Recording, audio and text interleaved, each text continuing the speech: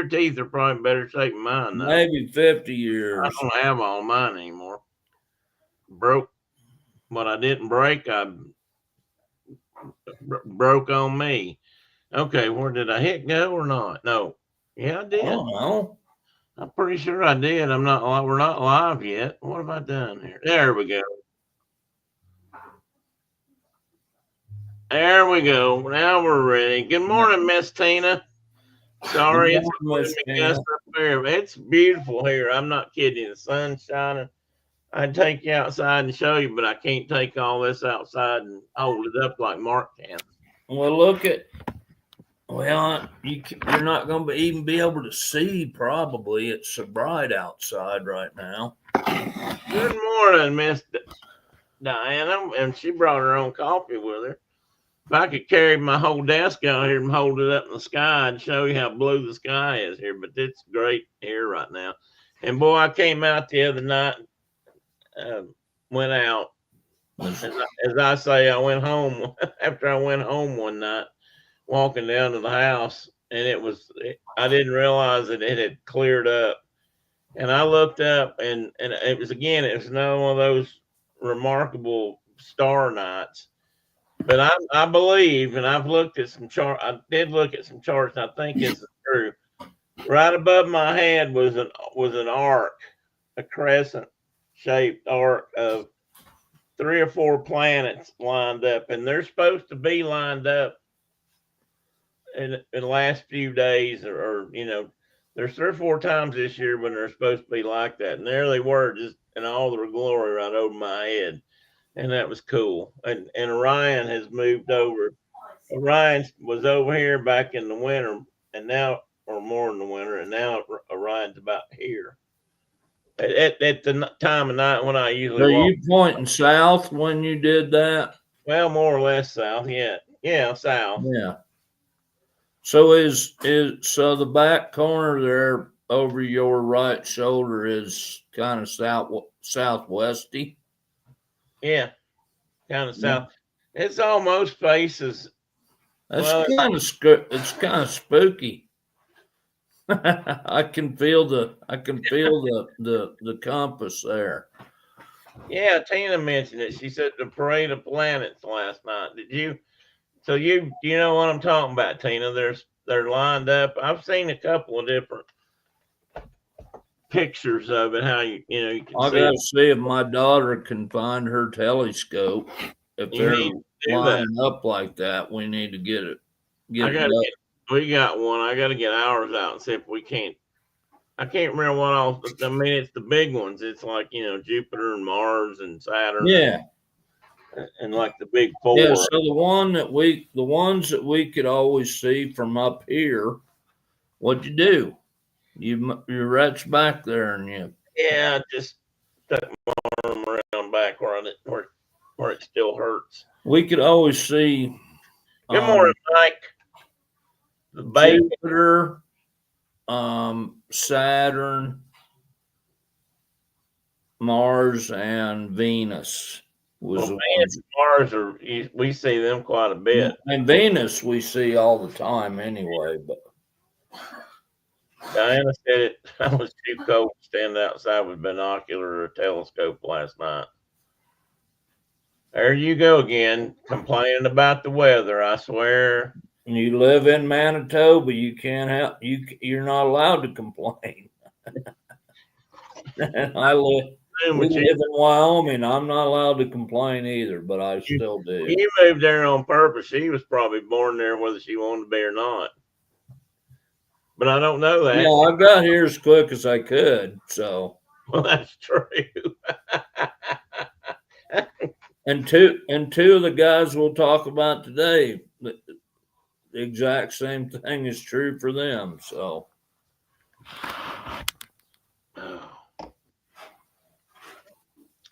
anyhow, what else you like me to complain? Well, I could tell. Never mind, Diana. We don't need to go there. But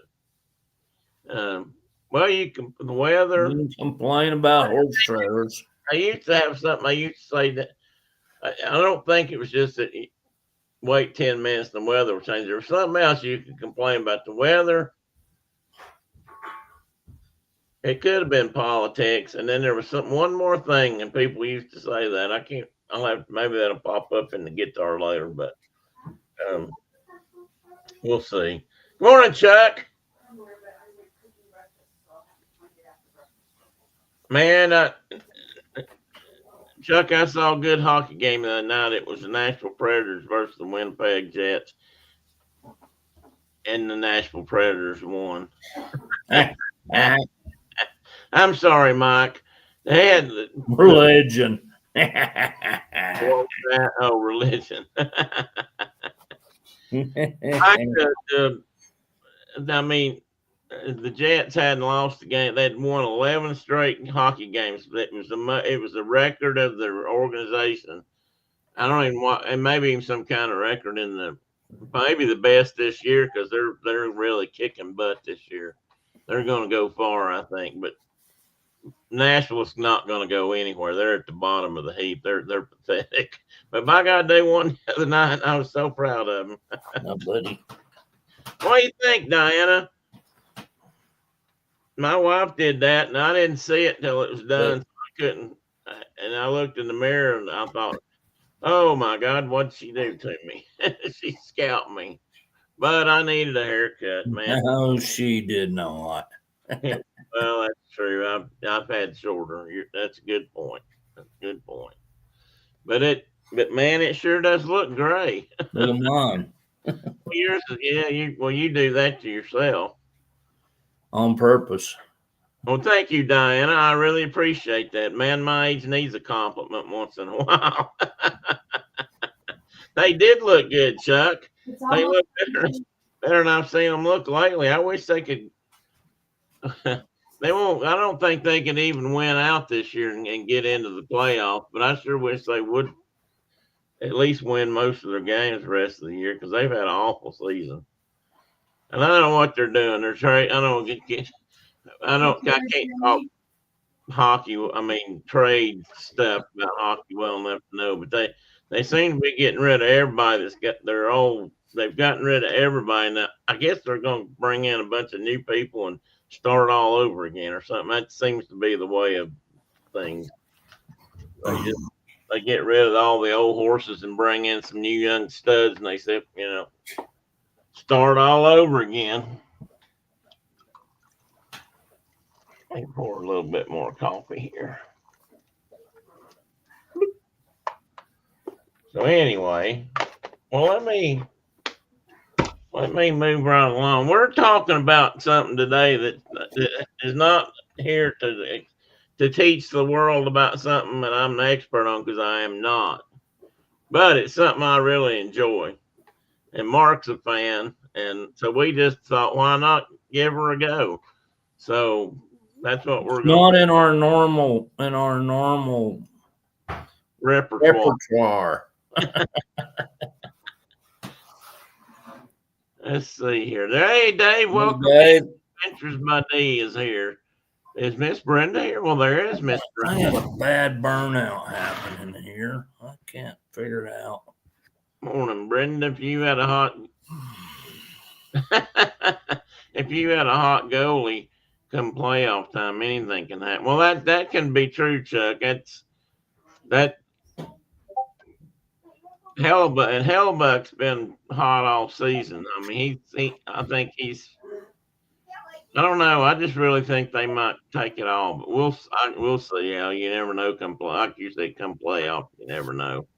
Miss Brenda, I have a question for you. I was just trying to tell Mark before the show started. We had a picture the other night, not the one I'm getting ready to show online. But we had a picture of Dale Zorns and Kelly Jennifer when she was little, and maybe Brad or Tommy or both. I don't know. Do you remember that picture and what we did with it? Because I meant to show Mark that. So if you were to get real industrious, you could bring that out to me after a while, and I could show it to Mark. Yeah. If not, I'll send you a Real copy. industrious, or you could send it to me later. Yeah, or I can send it to you later. Thank you, Mike. Hit that thumbs up button. Okay, I'm gonna go ahead and put this up on the screen here. I'm saying that like everything's gonna work, and watch it not work, which is usually how it happens for me. As the longtime fans of the show do realize, it says things and they can go. Long time fans. What? Hey, buddy. Yeah. You want to be on TV? Look at that. I popped that up there first go round, right? There, you can be on TV. Logo may be in the way today. Hey, come here and tell Tim what we're going to do later. Come here. What are you going to do today, buddy? Hey, Ronnie, what are we going to do later today? Come here. You got to tell him. Okay, tell Tim what we're going to do. This is Tim. Ride a horse. Ride a horse. You're going to ride a horse? Which horse are you going to ride? Bobby Socks. Bobby Socks. Bobby Socks. I heard that. Hey, Owen, do you want? Come here, Owen. Hey, speaking of Bobby Socks, Holy crap, there's that photo. Breakfast is ready. boy, it's getting ready to be even bigger. Hang on. Hang on to your hat. Speaking of Bobby Socks, though, before I forget, how's the colt doing? We hadn't seen an update on her in a while now. Oh, she's a beauty. Is she as She's big as she's gonna be a dandy. We're gonna have fun with her. So she gets started this spring. I thought it might be about time. Yeah, she'll be 2 in June. So it's time to start putting a saddle on her back and getting her started and seeing if Grandpa can get crippled riding a new horse or whatever. You know. Not like I'm not already crippled. I don't know, Tina. Anybody else have an opinion on this? But could you get even more? I guess you could get more crippled. I mean, broken, But I mean, I've told people my whole life, like when I get done, it's all going to be used up. That's a good way to look at it. Just like, why not? Me. Why not? You've subscribed to that. I feel like I'm almost there. You're not there. Hey, Kay. Good morning, Kay. I see some. I don't see Kay, but I see somebody else. There you are. Okay, let's see here. Let's get rid of some of the business here. Hit that like button, guys.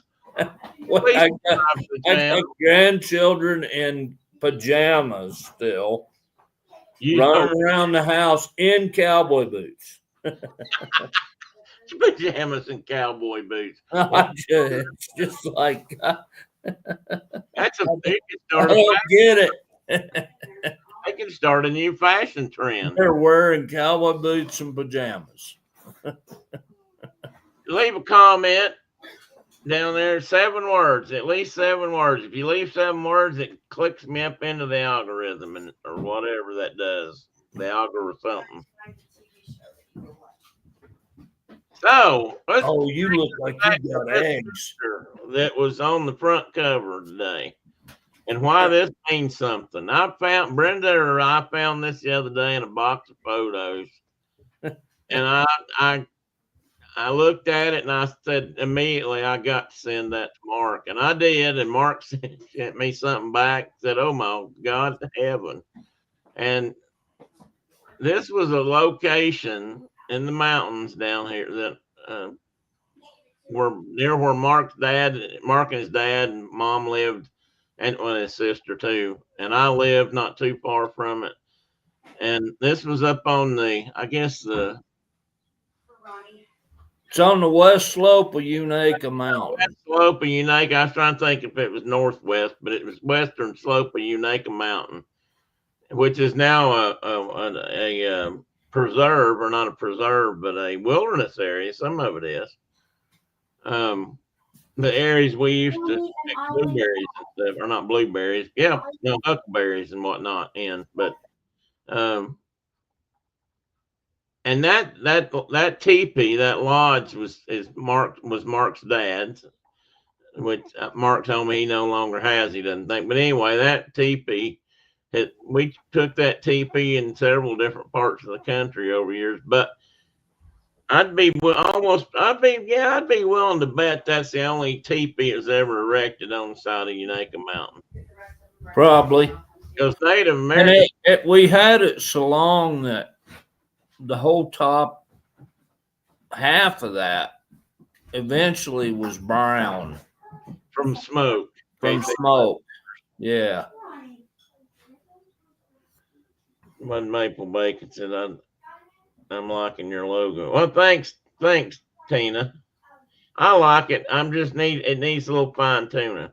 But anyway, for several years we hunted this. Well, we hunted this area probably a lot more than that. But I'd actually moved. I had moved to Nashville when this picture was taken, and every year we traveled back and forth to home or see mom, dad, Brenda's mom, and dad a lot. So, and you guys. But every year for several years at Thanksgiving, I took off the whole week of Thanksgiving, and the primary reason I did that, besides seeing my parents and being there for Thanksgiving, was deer hunting. Was deer hunting on Dix Creek and hanging out with you guys. And if you look in that picture, there's some people in there. And for example, that gentleman that's standing out there sawing wood would be my fellow host here, Mark Zorns. And Mark he picked up on that immediately. He said, "There I stand in an otter skin hat or an otter fur hat." And, sure enough, that is the hat you had made out of a otter pelt that you had from, I guess, when you guys were in Montana or something. Yeah, I got that out there somewhere. And I actually thought that I took this photograph, but I didn't. I now know I didn't because, as Mark pointed out, there I sit right over here in this lean-to. I am quite possibly preparing to cook dinner or make coffee. You're cooking coffee, Dad. You and I are the only two people in this photograph that are working. Which is usually how it went. Which is exactly how it always went. I'm sawing wood, you're cooking, or you're making coffee, and Dad is walking at you with a cup in his hand. Wanting coffee. That's it. There you go, Tina. My buddy Troy Purcell is standing there with his hands in his pockets. Well, that's exactly how it always went. Well, pretty sure that's oh crap, you just said it, Troy. And I'll have to give Troy. I'll have to say Troy. We probably could have asked him to do something. He would have. This was kind of new to him. Yeah. In the respect that he'd never been with us, at least in a camp like this. And we were all hunting with muzzle loaders back then, all hand built by one of us, ourselves mostly. And this was just shining times, as they used to say. This was the creek, which this area is named, we called it Dix Creek because the creek flowed all the way down to the highway, and that we kind of came up that way partially through the creek. And the only way you could get here was with a good 4-wheel drive truck or horseback, or you could walk. But it was several miles up into the mountain. You had to drive up the creek to get there. Yeah. And we would do this. First couple of times, I don't think I had my lean-to. But this year, obviously, we did. I know that's my lean-to because I had the front flaps. Man, that was such a good lean-to. But anyway, we just had a great time. It was usually colder than a well digger's hind end in the Klondike, and the we'd set up and we kept a fire in the teepee. That's how we stayed warm at night. And you know, it was just a good time. It was a good time. It's just a spot that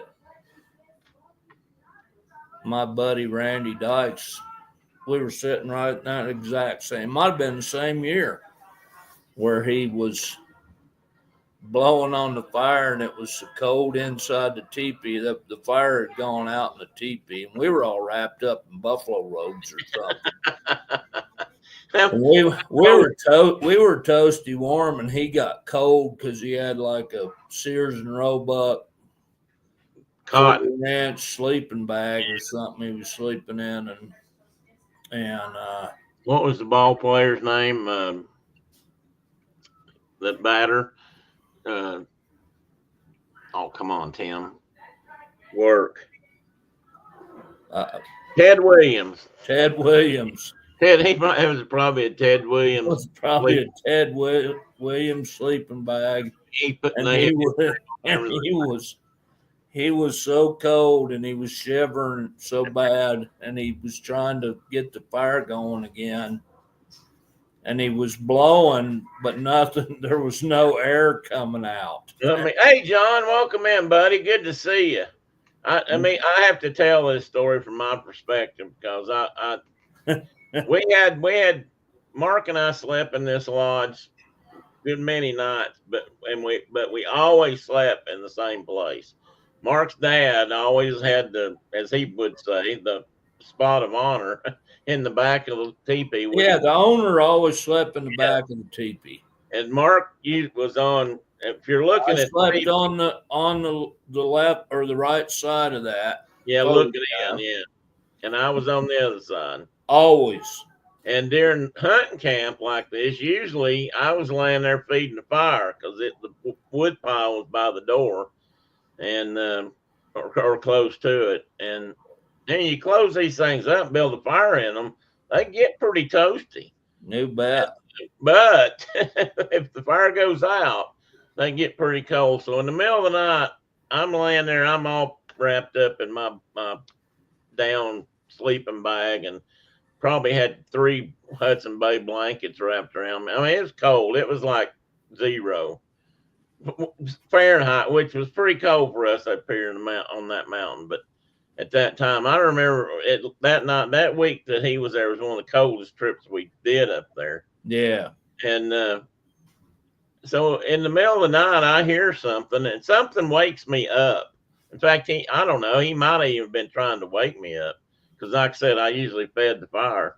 And I pulled my head out of my sleeping bag, and I was toasty warm, mind you. I had no intentions of getting out of my sleeping bag. That time, and I look across the fire and there's enough light in there, but with the coals that were burning, and I don't know, I don't know if I probably had a flashlight because I know we didn't have a lantern lit or anything because we were all sleeping. And across the fire pit is this young man who is shivering like an earthquake, and he's sitting there, and I said, "Randy, what's wrong?"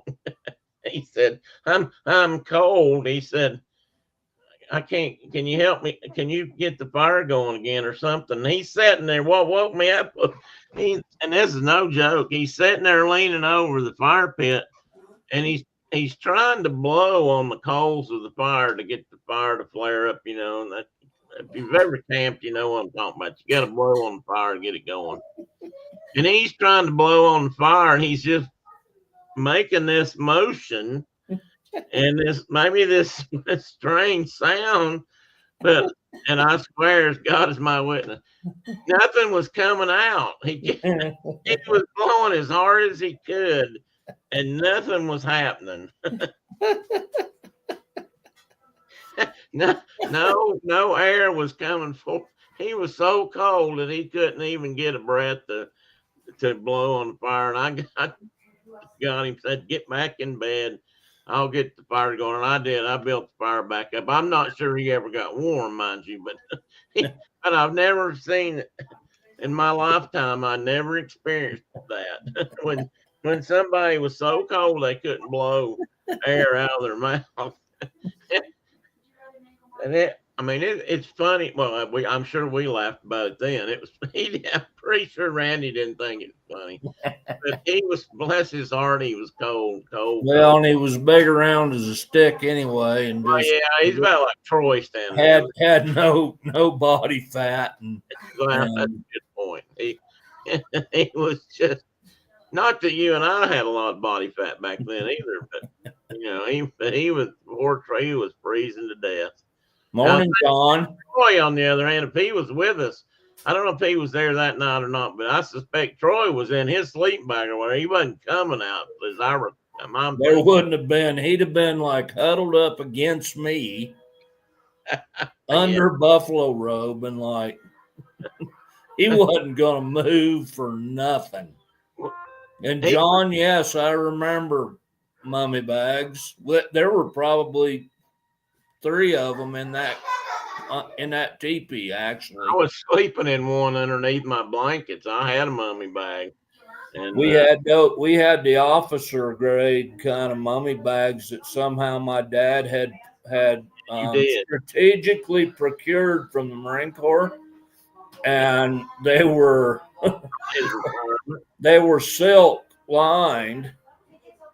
The boys had to sleep in canvas. The officers slept in silk lined down sleeping bags, and there were at least 3 in that teepee, mummy bags. And John, I got a question. I don't know if you would ever seen one of these or not, and I don't know. And Chuck, I don't know if you were in the Army, but I had a bag. I wasn't in it in this camp, but I had a bag, a mummy bag, a small mummy bag that was military issue. But it wasn't the kind he's talking about. It wasn't like the cold weather mountain bag. It was a wool mummy bag.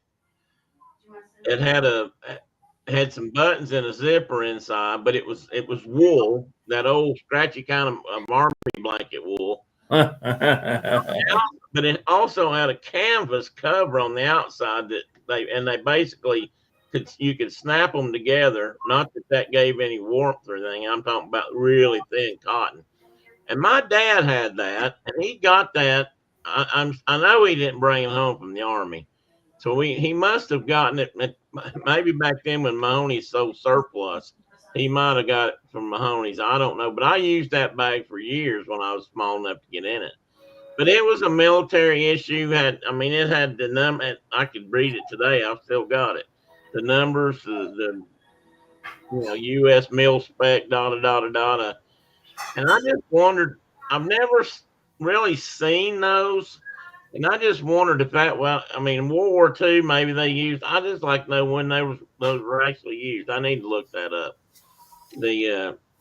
I've never seen anybody else with a mummy bag like that, but I'm sure there were thousands and millions of them made. But it was small. You could roll it up, and it was about it wasn't but about that big around and about that long. But weighed a ton because like I said, it was all heavy wool and not real heavy, but scratchy wool. Because you can get a good Hudson Bay blanket and it's not really scratchy, but those old Army blankets, oh God, they'll take the hide off of you. I slept under a lot of them. My mother's family, they lived on Army surplus stuff, and I don't know where they got it. They had their whole kitchen had U.S. Army cafeteria utensils. Army blankets on their beds. I don't know how they got all that stuff. I'd give my eye teeth for some of that old military silverware. It always had U.S. It was steel. But you couldn't destroy it. No, it lasts. I'm sure it's still out there being used by somebody. I don't know what they give. I remember us having and I'm taking us off subject a little bit, although it happened in this camp. I remember Dad came up with a bunch of green wool army blankets. Yeah. That were just, like an 1/8-inch thick wool. And I made center sole moccasins out of those blankets for you, all of us. And we wore them in this camp. And after about 3 days, you'd just take it off your foot and throw it in the fire because they stunk so bad. They did. I don't know why either. That's a good question. It was just like you'd wear them like for 2 or 3 days, and they were nice and warm, and you could wear them around camp. I put a bottom sole on them, and they just were nasty. Well, John, I don't know if you've done any camping lately, but mummy bags are still a real thing. I mean, if you want to stay warm in cold weather, mummy bags are. But they do make more rectangular bags now that fit people better, more like a human body shape. And they do make some that are more open at the top that are still warmer than they used to be. But if you want to get sub-zero kind of sleeping bags, mummy bags are still the way to go. Well, Nate, remember the feet were, you didn't have any room down at your feet. Right. They fixed that though now. And that was always an issue with me. I needed to move around more than I could when I was in a mummy bag. Yeah. And I just didn't feel, I don't know, claustrophobia or whatever. I just didn't feel comfortable in one of them. My last camp out was in 77. When you got out of the Scouts. I thought he was going to say when he got out of the military. Because I know a lot of people that said they camped all they wanted to when they were in the Army. And they didn't plan on doing any more after that. Sure, the Marine Corps never needed to ever go camping ever again. I'll tell you something else about this camp. 2 things. You pointed out something that I've not mentioned yet. Is one of the ways you recognize me sitting in that lean-to was I'm wearing a blue down-filled frost line kit. It was a frost line kit that my wife made for me. So Brenda, if you're watching, that's your vest right there, that you made me. And I'm pretty sure that by this time I was also sleeping in my mummy bag was also a frost line kit then that my wife made for me. And both served me well. I don't know if I've still got that big bag. I know I kept Dad's old military bag for sentimental reasons, but I may still have that sleeping bag. I think that vest finally got tossed or handed down or something, because I told you I was at work one day and a guy melted a hole in it and some of my down went flying out across the tarmac in the prop wash. But we patched that, and I wore it for a while after that. I never found another. I love wearing vests and a flannel shirt. I swear, I believe that's kept me as warm. That's as good as all you need. And but I never really found another down vest that I liked as well as I liked that one. That probably had something to do with the fact that Brenda made it for me. But well, and I had a blue one just like that one that Mom made for me, and Dad wore a green one. True. And and he wore it every winter for years and years. And they had that longer flap that went over your kidneys intentionally. And they only made, as far as I could tell, and my wife just said she made a bunch of them too when she was young. Cool. I only ever saw green ones and blue ones. That was it. Yeah, they had it was a limited color selection. I do remember. In fact, if you go on I don't know about Etsy, but if you go on eBay right now and you type in frost line kits, you'll actually pull up some originals that people still have that they're either offering up for sale, right? Either still in the kit, or most of them have been sewn up, and there's vests in there, and all of them are that same. There's about 3 colors, and that's what they all are. And Yeah, they might have made a brown one, but I don't remember what the colors were. But they weren't. You know, when we lived in Montana, in kind of skiing country, if you will, we cross country skied, but didn't downhill ski. right. But the Californians were really moving hard into that country at that time in the early 70s, and there was every color of the rainbow of vests out there, you know, multicolored vests, and but we just had those Frostline kits. So I thought they were so good, and my wife probably, I don't know if she remembers them fondly or she hated making them, but she did a hell of a good job with them. And in fact, she sewed a vest, at least one sleeping bag, and she made a tent for me that I still say to this day was one of the best tents I've ever had. Now it was heavier than say some of the new versions of that tent. But my God, that tent was stout, and it held up in some really nasty storms and never leaked a drop and never blew down. I mean, I was in it one night. I don't know if you were with me or if I was with one of the guys I worked with in Nashville, Nashville. But that the wind blew so hard, I thought surely we were going to blow away. But that tent sat right there. It was designed kind of like a Conestoga wagon in a way that the hoops, the poles were made, and the hoop. I don't know. It just really cut the wind. I mean, the wind not cut the wind. That didn't sound good. It just worked. And, well, that Baker lean-to right there that you're sitting in building coffee, right up here.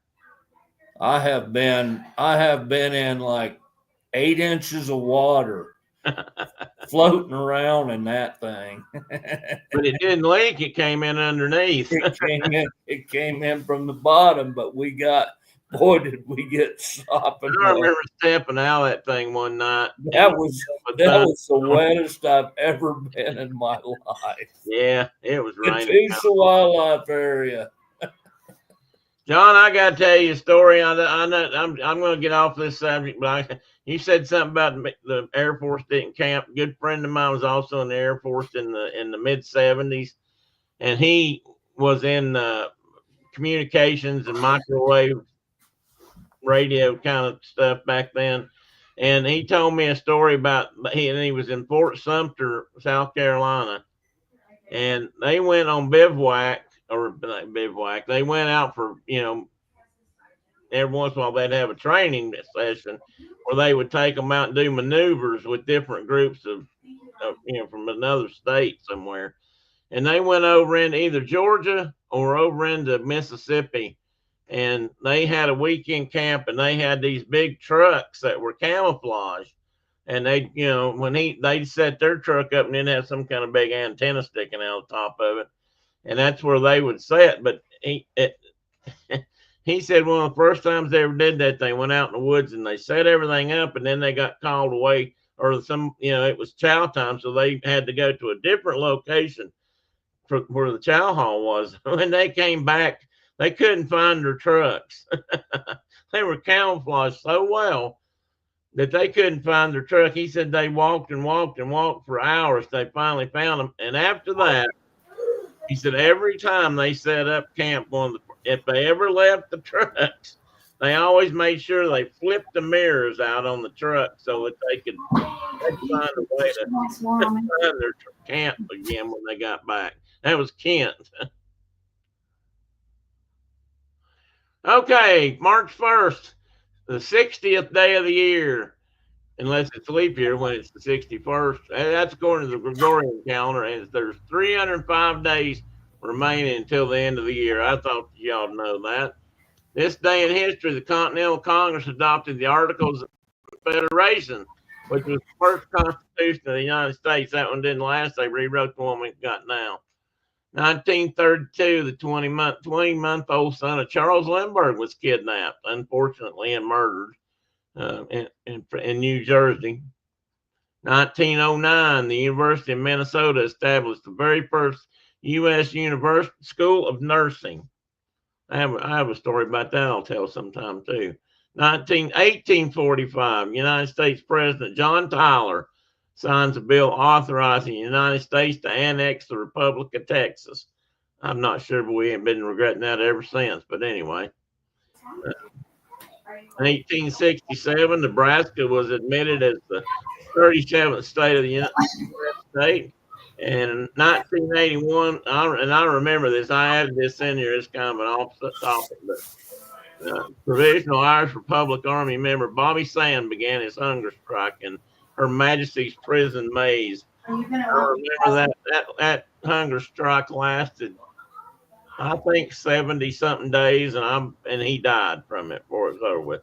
By the time he was forced to break it, I think he was too far gone, as I recall.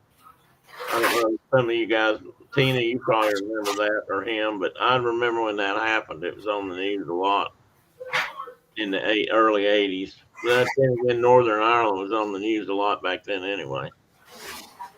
Okay, let's talk about the topic we started out with, was this beautiful bird right here. This is the F4U Corsair, flown in the U.S. military, mostly by the Navy and the Marine Corps. And there were some cases of it being used in Europe, but mostly it was in the Pacific. We sold them on the Lend-Lease plan to England, France, maybe a couple of New Zealand, I believe. New Zealand flew them. Yeah. And this one is. And the Navy gave them to the Marine Corps. Yeah, well, and then they wanted them back. But like, hey, this thing's really hard to fly. Why don't you guys take this? And they finally figured it out. Well, it's one of my favorite also, Kay. That's why we're talking about them. Like I said, we're talking about them as Mark's a fan, and I know some of the technical stuff about it. And but we just thought we'd talk about that today. But that's one. And that is, while it doesn't say it on it, I'm pretty sure that one is painted in what they would call the Korean theater of war. But during the early 50s, this is what they had, the paint job. They weren't always like this. They changed over the years. But the airplane was more or less the same. And here's just a little bit of technical information. They were known as whistling death to some of the combatants. I believe the Japanese called them that, and I want to say I read somewhere one time that the Germans did, because the British flew them against Germany. Some. It was considered a fighter bomber, which meant, you could do dogfights with it, but they also carried a lot of bomb load, which becomes very important in a few minutes. Uh-oh. I don't know if that's a scalping happening or what's going on. They were originally designed and built by the Chance Vought company. But they were, after there was such a high demand, ended up being such a high demand for them that Goodyear also built them on contract, and the Brewster Aircraft Company did, which is long gone. But there was actually some Brewster fighters between World War I and World War II that were kind of, I guess they were an advancement at the time, but they were pretty sluggish. Flown by the United States Navy originally, the United States Marine Corps, as Mark said, they pretty much got them handed down. The Royal Navy had them in England, and that's the British Royal Navy. The Royal Navy in New Zealand, their Air Force used them. I don't know if they had carriers, but it doesn't matter. While they were designed to be carrier aircraft, they were flown in large part off land. They got flown more off carriers as they learned how to deal with them, and the Navy realized what an asset they were and what a hell of an airplane they were. And so they did use them more, as we'll see in a moment. Korea, this airplane was still in use in Korea, and most of those were flown off carriers. We didn't have air bases over there at the time. So the Brits are the ones that actually kind of figured them out. Yeah, how to fly them off of carriers. yeah. Well, you couldn't. Two things. They had two problems. One, they were so tall, and I'll explain that just in a minute. And the nose was so long that you couldn't see out the front if you were trying to land on a carrier deck. I mean, you couldn't see it when you landed on dry land either, but it was easier to do. When you got a bob and carrier deck, being able to see is pretty damn important. Yeah, and they talked about how they took off from land base, runways. They zigzagged down the dang Yeah, runway. right. So you could look out the side and look out the side, but couldn't see out the front till you got level. But that being said, once you got them up in the air, got everything cleaned up, and you were flying it, all that kind of changed. And they were at the time. I'm sure I've got this in here somewhere. Oh, and that's a picture over Payload, Mark. I wanted to point that out. That's VMF 1. Maybe not over Payload, but during the Payload campaign. Or Peleliu, excuse me, I'm not saying it right. Peleliu. So that's the boys from 114. Right. And then I'll talk about that in a minute too. So here, let me talk about some of the mechanics for a minute. At the time this airplane was designed and built, they had the most powerful engine that was available at the time, which was an R2800 Pratt & Whitney twin row, what they called a WASP, a twin WASP radial engine, 18 cylinders. Basically, they produced 2,000 horsepower, which is what I have here. But that number changed over the years, and I think the later models, by the time they got to Korea, they were actually producing almost 2,500 horsepower in basic configuration. They can actually make them produce more than that with water injection, and they had a system to do that, but it wore the engines out really fast, so they couldn't do it very often.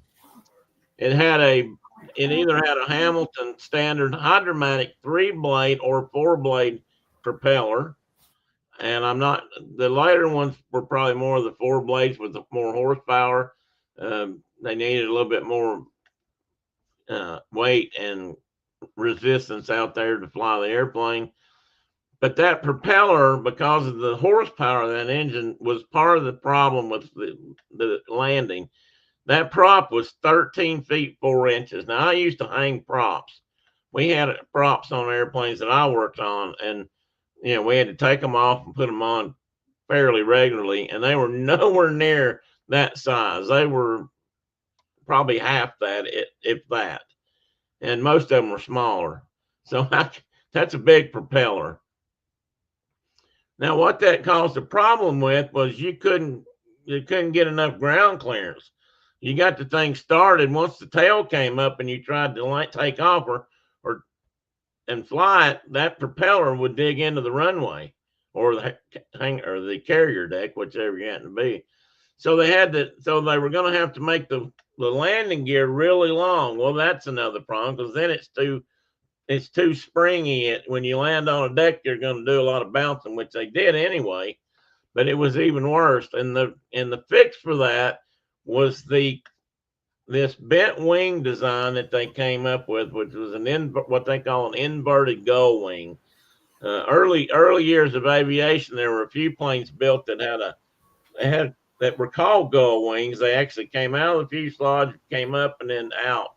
This came out and went down and then came back up. That allowed them to put the landing gear in there, keep it reasonably short, and the landing gear would fold up in the back part of the wing, again giving them more room for things like fuel and ammunition and weapons. And this thing was a hoss when it came to ammunition. This was a big airplane by the standards of the day. One of the bigger fighters. There's a couple that were bigger, but most of them were not this size. And yet it was the fastest reciprocating fighter at the time, and I do believe they were built, and at least up until they got to the age of air racing and really funny one. I didn't. souped-up motors and things like that, so it was a lot different. This is not a great picture of the cockpit on the right, but you can see even this was such a big airplane, but the cockpit was tight. I mean, you had to squeeze down in that thing, and but once you got in there, I guess the expression "fit like a glove" was kind of apropos because you were in there and you were ready to go. And this airplane, when it came to flying, this airplane was very good. I don't want to say great. I never flew one, but everything I've ever read said they were. It's the sexiest airplane that's ever been built. Yeah, without a doubt, that's true. And one of the reasons why the landing gear folding the way it did and this gull wing was important, other than the prop, was they needed the wings to fold up. I don't know if you guys, how many of you have seen carrier aircraft, but the wings fold, and they do that for a specific reason. They need to be able to stack them on carrier decks as tight as they can, or in the hangar bays of carriers. And the only way you can do that is if you fold the wings up. Just about every naval airplane that's out there has retractable wings. Look at that! Look at that shit! It's just loaded. That, and I found these pictures and I was just absolutely amazed. I mean, now I will add to that these airplanes obviously were not always on deck. You couldn't take off and land. They're hangars beneath the runway or the deck, and that's what that elevator at the bottom picture is about. They can move them up and down, but they also would, like during World War II, they had carriers that would transport the fighters over to a certain place, and then they would load them up, ferry them, and put them on land, and they'd use them on land-based strips and that kind of thing. But you can see how they packed them on there. I mean, it's just, oh my gosh, that is a full flight deck. The one I don't know what the carrier is on the right. I don't believe it said, but that's one of the normal larger size carriers.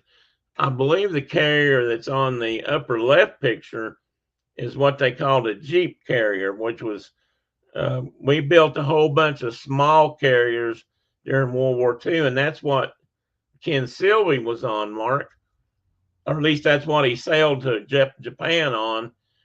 And they were smaller, but we built those because we could build them fast, and we needed carriers to move airplanes and to do this. So these smaller ones were called Jeep carriers. Ken Sylvie told me that's what he was on. I talked to him a couple of times about his naval experience, and he told me that he was in a Jeep carrier, and they went, and that's how he got to Japan. And this gentleman we're talking about was in the was off, what they call it, disembarked in Japan 2 weeks after the bombs fell, and after the peace agreement was signed or whatever. And he was there as part of the occupational force, which I wish I'd had more time to talk to him about that, but that was quite fascinating to me. So anyway, that's why the wings fold up. Man, this is a technical photo or image, a cutaway. I'm a gearhead. One of my many favorite things, hobbies.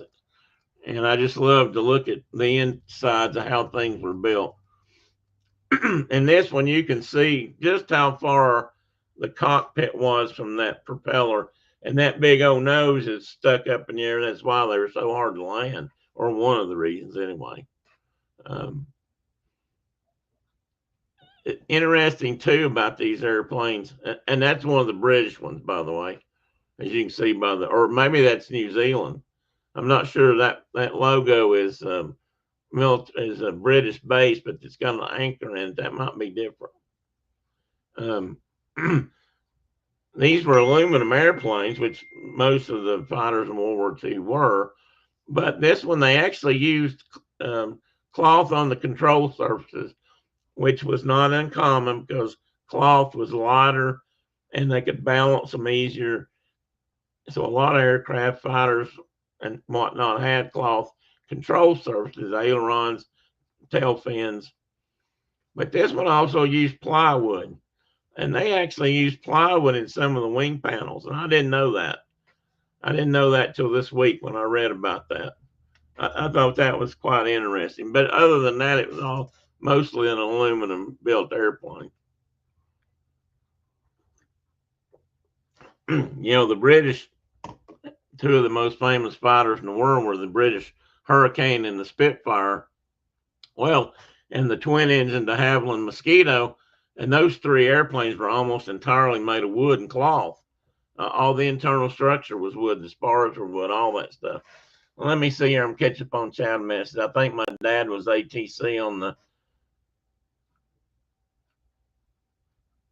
I don't know how to pronounce that. Tina, I don't want to mispronounce it. Maybe he had something to do with that. He may have, Tina. That's true. I have to look that up and see. John and Kay are on the same line. Must be thinking about Black Sheep, and I'm going to talk about that just in a minute, John. Bear with me; it's coming up here real quick. I don't want to get into it too much till Mark comes back because he's like me. If you grew up in the 70s or were coming of age, Baba Black Sheep was one of my favorite shows on TV. So, and while it was, how should I put this? While they took great liberties to put it with the story on for the TV show, it was based on real people.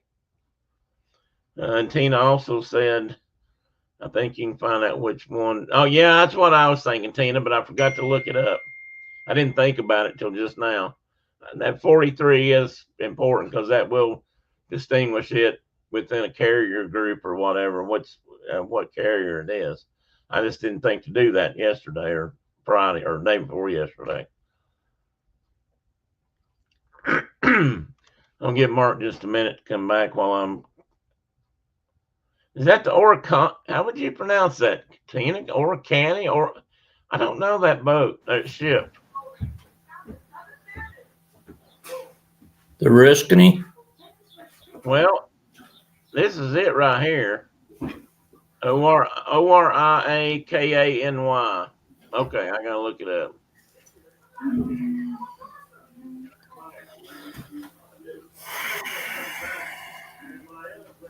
USS. It's the Riscany. There's an S in there. Okay.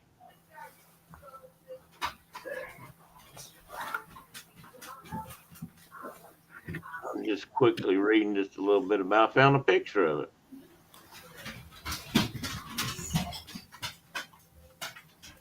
I'm going to pull this up and see if I can show it real quick while I'm. Which is way cool, by the way. Yeah, and let's see here. I don't know. Oops. All right, we'll come back. I had to do that to come back. Here's a picture of that ship, Tina. That's a Riscany. Look at that beauty. And that one is loaded up with jets. I believe that they changed how they built carriers after World War II. I'm not sure if that one is. It looks like that may have a short angle deck here on this side. If you see my cursor moving, you got the main.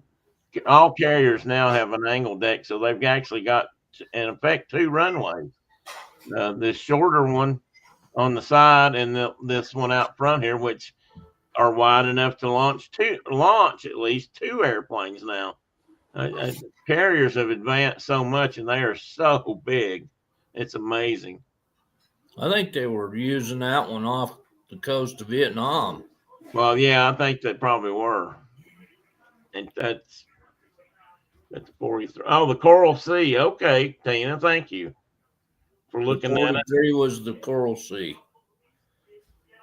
All right, let me get my other show back up here.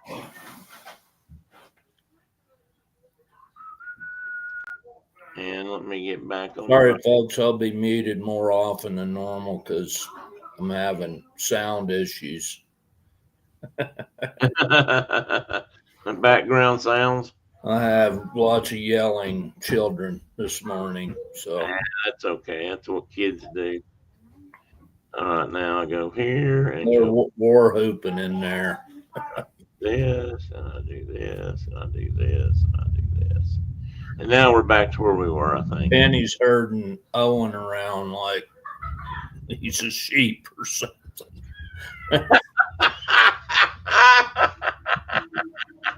In case you guys don't realize it, he's talking about Penny, one of his border collies, who's herding the kids around like he would cattle or sheep. That's hilarious. I always thought that that'd be a good job for those dogs. You could put them in She's just following him around. She's right at his heels, like following him around everywhere he goes. keep him in the corner wherever you want him. Yeah, just like, and he keeps like pushing her away, and she's like, "Nope, I mean, if you had 3 or 4 of those dogs, you could you're control. not working. You're not working this right." Well, they herd me out of the house every morning. They try to one on one side, one on the other, and when I'm letting them outside, but they're just bumping me constantly. Like, All right, we'll talk just for a moment here because what the Corsair did mostly, and one of the things it absolutely did best was ground to ground support. And they realized this, and this was a whole new concept really in World War II. You know, aviation wasn't that old in the 1940s. We're still learning a lot about it. And this Marine All-Weather Fighter Squadron 114 or VMF 114 or AW All-Weather, that's technically how they had it done. That was a squadron of the U.S. Marine Corps that was originally commissioned during World War II, and they were nicknamed the Death Dealers. And I don't know if that was because the guys on the beaches named them that, or if they named it that. But they were doing. the boys from like K35, Eugene Sledge's group, and those guys, they named them this. Yeah, because they were like on the deck. Yeah, and saved a lot of Marines. They did a lot of. I mean, these airplanes could carry such a big bomb load, and they were fast, and they could get right down on the deck, and they strafed and dropped bombs, and I mean the whole bit, and like Mark said, saved a lot of lives when they brought them in to the island when they were doing the island campaign in World War II, and they saw the most action during the Battle of Peleliu, which Mark happened to. That's why partially how we got to this subject today, is Mark's been on a World War II kick or a Peleliu kick, and he's been watching movies and reading stuff about them. So that's one of the reasons why we're talking about it. If any of you know, Peleliu was. I don't know how to describe it. I couldn't describe it. It was a totally unnecessary waste of human lives, is what it was. Yeah, and it was a huge, huge wait. I mean, the battle lasted for what month? It was a month. 76 days, I think. Something like that. And then it was supposed to be one of those go in, kick the Japanese off. 4 days and they'd be out. That was what they told them. But that didn't happen. And, not at all. This is when the Japanese decided we're not doing bonsai charges anymore. We're not doing any of that silliness. We're going to dig in. They had all these caves, over 500 caves, and they buried under the ground. And it was pre-Iwo, so it was similar to Iwo Jima in that they went underground and they had to, it was a bad deal. MacArthur was like, I don't need it anymore. I'm going to back up just for a minute, Mark. Don't mean to interrupt, but I got I missed this, Tina, and I apologize. Tina's dad was on that ship that she was talking about, Oriskany. On the Oriskany, yeah. And then later he was the commander of his local VFW post. That's cool. You should be proud, Tina. I agree, and we're proud for you. And it was decommissioned after Vietnam, which a lot of them were actually. They changed. That's when they really started changing and coming out with the super carriers. Okay, so, oh no, Tina says we have the anchor here in the town named after the fort, which is where what the carrier's named after. Well, that is cool, Tina.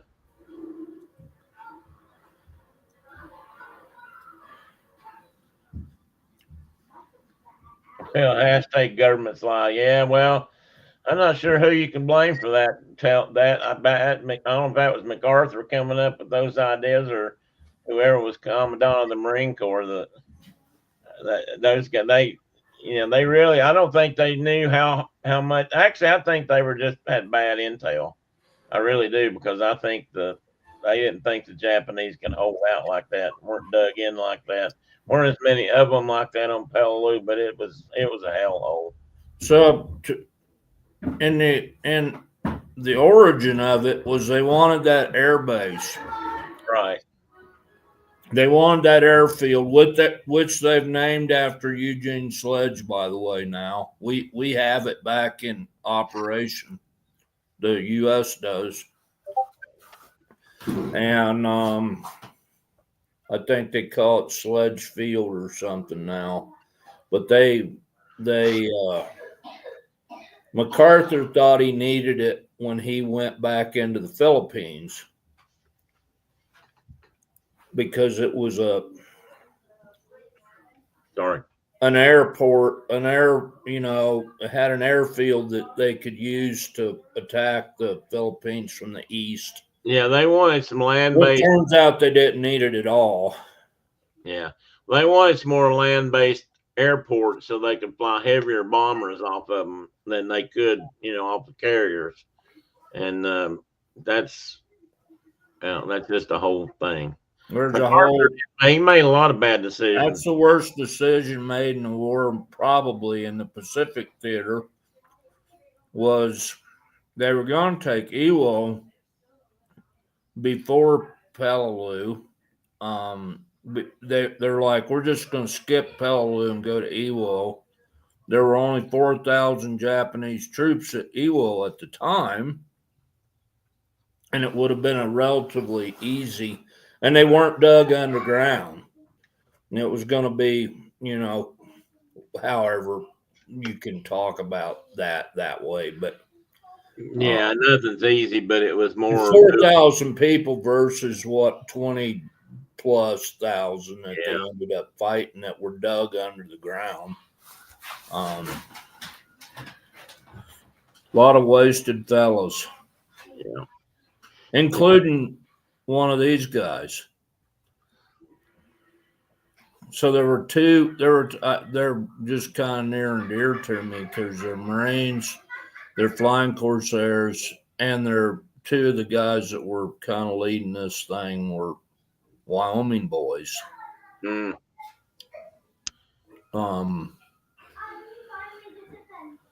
Robert Franklin Cowboy Stout was one of them.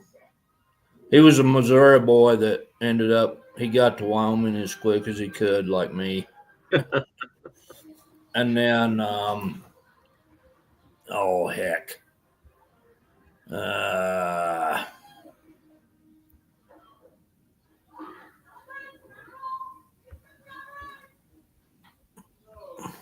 Glenn Bud Daniel was the other one. He was a Kansas boy that got to Wyoming as quick as he could, and he was the last surviving member of this squadron.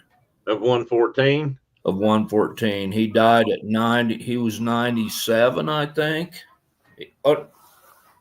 97. He didn't die till 99, I think. Wow. 1999. That's interesting. You've met a couple. Well, I don't know if you ever met any of those guys, but you met a couple interesting. The guy that was on the Indianapolis, your story about that, which is probably for another day, is absolutely fascinating. Yeah, we can talk about Cletus later on, but Anyway, they took this. So it's just weird coincidence things that Peleliu was the airfield that they took, and the PBY that found the boys on the Indianapolis flew off that airfield. Peleliu.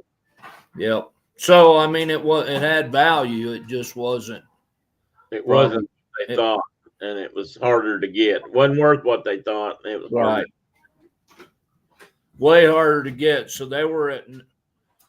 I think they started calling these guys the death dealers when they helped K-35 on, and I'm not going to say this word right because it's hard to say, Nigabasis or something. There's a little island north of Peleliu that had, I think it had an operational airfield as well, but it was just a little one.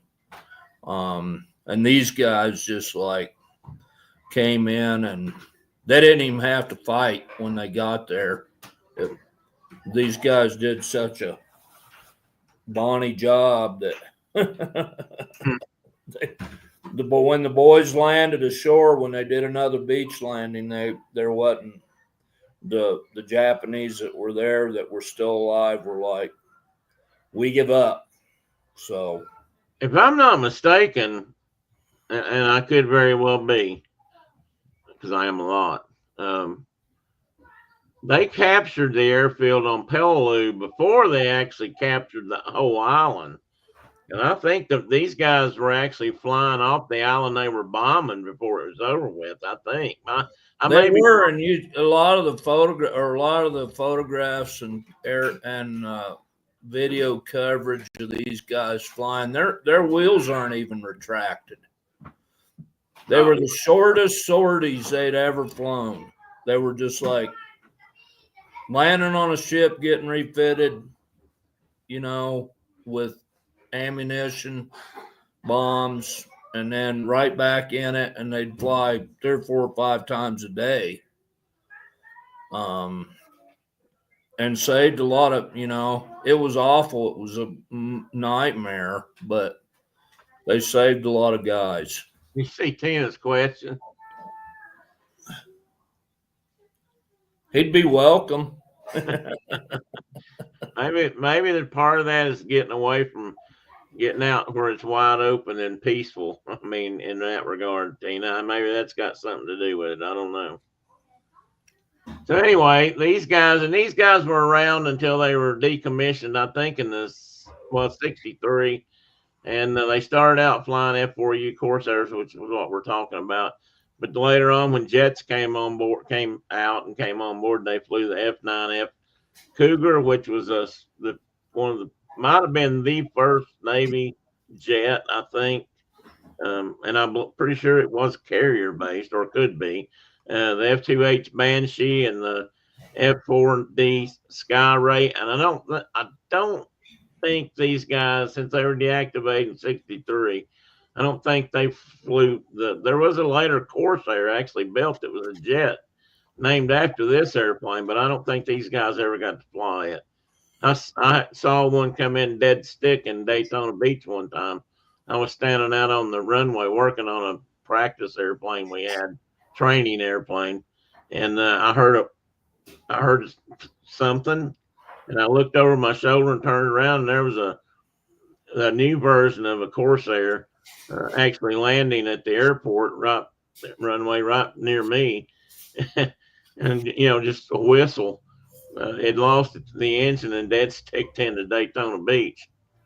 Anyway, that's another story. But when they talked about them whistling anyway, yeah, true. And then these guys with this airplane, and I don't know if they ever actually. They didn't put. There were some airplanes in World War II that actually put devices on them to make noise. For example, the Stuka, the dive bomber for Germany. Right. You always hear it screaming as it's coming in. Well, that really was true because they put a siren on those, and they could drop that siren out. It was a wind-driven siren, and when they did dive bombing, they would throw that out as part of the panic that it created when they were bombing people. This airplane, just by design, some part of it caused it to whistle. And they Right. really did whistle in flight or when they were coming down in a dive. So that's where it got its name, Whistling Death.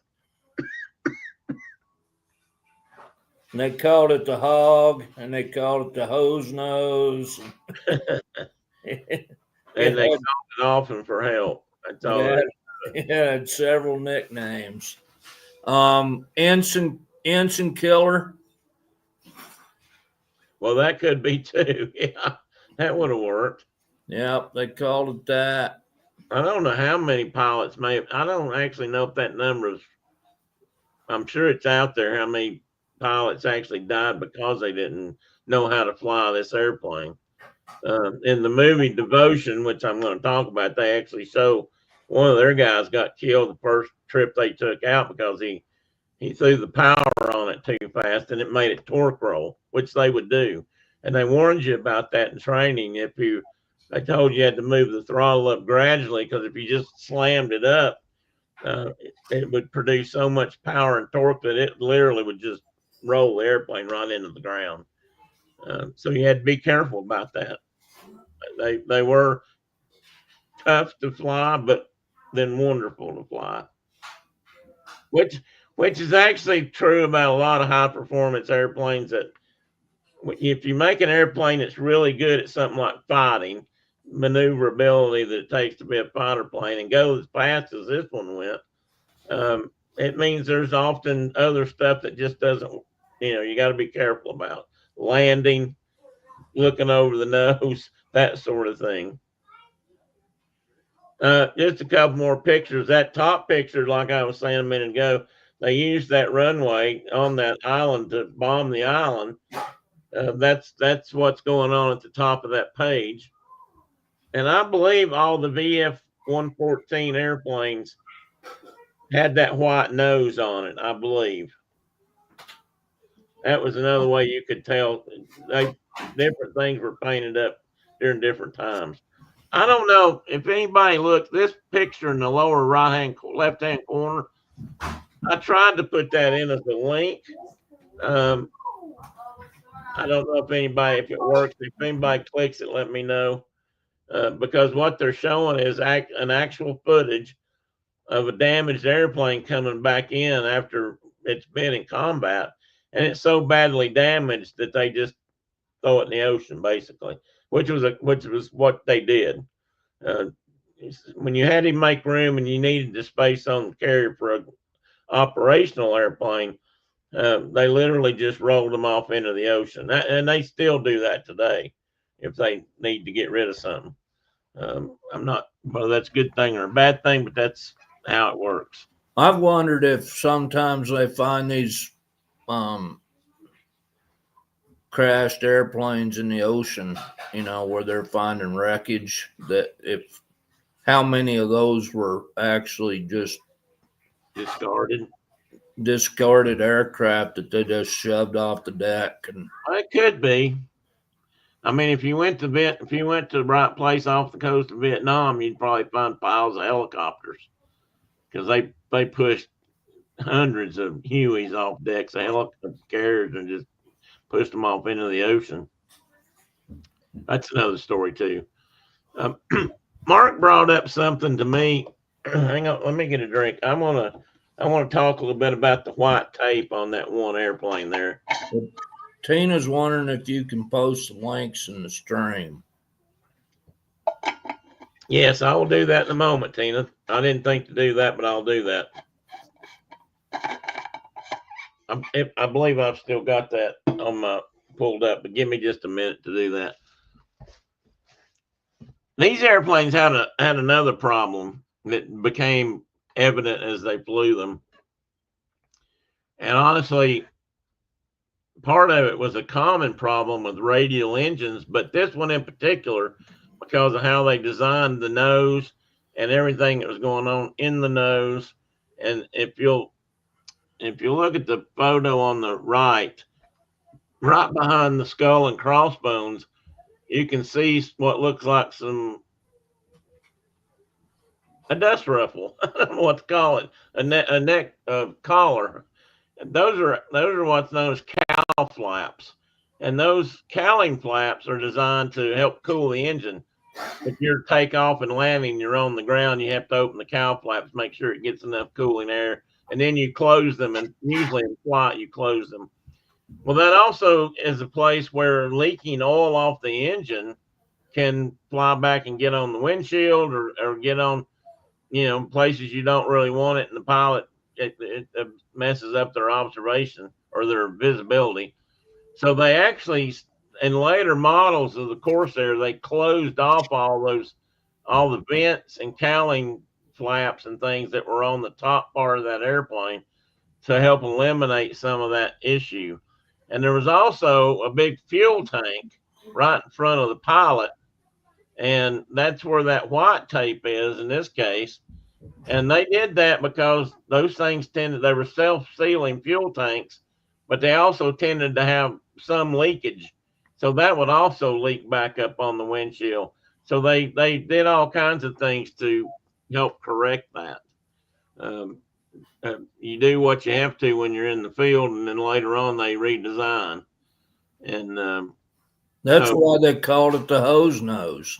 Exactly. It was always like spewing some kind of fluids onto the windscreen. Yeah, and it may sound terrible. I mean, you say radial engines leak, but it's kind of just by design. One, you've got cylinders pointing down, and you're trying to keep bearings and rods and pistons and things lubricated. So they tend to gather oil. They tend to blow out oil in the cylinders, and that leaks. And I don't know what it was about the design of a radial, but they just seemed like they leaked. I mean, it wasn't a disastrous kind of leak. You just topped it off when you landed. And all it takes, you can take a quart of oil and pour it on the nose of an airplane and fly it around for a few minutes. And that little bit of oil, and it don't even have to be a quart. It can just be a handful. And it is all over the airplane. I mean, it spreads like crazy. It doesn't take much to have it all over everything. And that was an issue with the early models of the Corsair. There was a lot of nose sticking out there in front of the cockpit and a lot of things to leak. And it did. And it was a problem at first, and they kind of learned how to deal with it. And that's what you do in war, for one thing. Hey, Michelle, good morning. SOP, Tina's throwing out all those. I'm hearing her. She's putting all kinds of stuff in there. SOP, standard operating procedure. That's how it works. Good morning, Michelle. I hope things are well in California. I will, Tina, when I take down this screen, if you guys will bear with me, I'll try to find that link. Don't let me forget, but I've got it. I just got to pull it up. So let's talk about that Baa Black Sheep thing that somebody mentioned a few minutes ago. That show, which was on TV in the mid 70s, I was in high school when it came on, because I can remember going to welding class and my high school welding teacher talking about Baa Black Sheep. It was actually everybody sing along. We're poor little lambs who have lost our way. Blah blah. Blah. And I don't know if I put it in here. They're the guy that actually adapted those words. That really did happen. That wasn't the TV show. They done that during World War II. They came up with that little ditty about Baa Black Sheep. So that was a real thing too. Now let's talk about the real guy first. That show was based more or less about a group of Marine Corps pilots with the leader of Pappy Boynton. And Pappy Boynton was a real live person who was one of those people in history who was probably almost bigger than the stories. Usually stories are bigger than life. This guy was quite the character. And He was something else. He was something else. Not always good something else. Not always a good something else, but he was He something a lot else. of fights. He was bad to drink. He smoked like crazy, and he didn't hesitate to throw a punch. He was always ready to go. And like I said, they were the real thing. The TV show, while about these guys, took a lot of liberties. So you kind of got to think about one was for entertainment and one was a whole different animal. But Boynton was one of the higher aces in World War II. Maybe, I don't know if he was the highest Marine Corps ace at that time or not. He had 28 known kills, as they referred to them. He was awarded the Medal of Honor and several other things, which I'm getting ready to show. And even though he got in a lot of trouble early on in his career, he still went on to be a hell of a soldier, if you will, or a pilot and a Marine, and was documented for it. Was captured by the Japanese. Yeah, it was captured. He was a captain. I forgot about that until I read it again. So anyway, his birth name was actually Gregory Hallenbeck. I think this is backwards. I think he started, the Boynton name came along later. And the reason he had to do that was he wanted to fly fighters in the Marine Corps, but you couldn't go into combat then if you were married. And he was married to his first wife at that time. So he just he just got somebody to change his records, and the new name wasn't married, so he could go into combat. I mean, that's the kind of stuff this guy did. He is from Coeur d'Alene, Idaho, and the airport there is named after him now. So it's a small strip. At least I think it is. It may be a bigger airport now. But he also went by Pappy, which is what you hear him called on the TV show mostly. And some called him Gramps, which is hilarious because he was about 30 years old during World War II. And his pilots were all 18, 19 years old, and they called him Grandpa. I mean, it's ironic. The old man. The old man.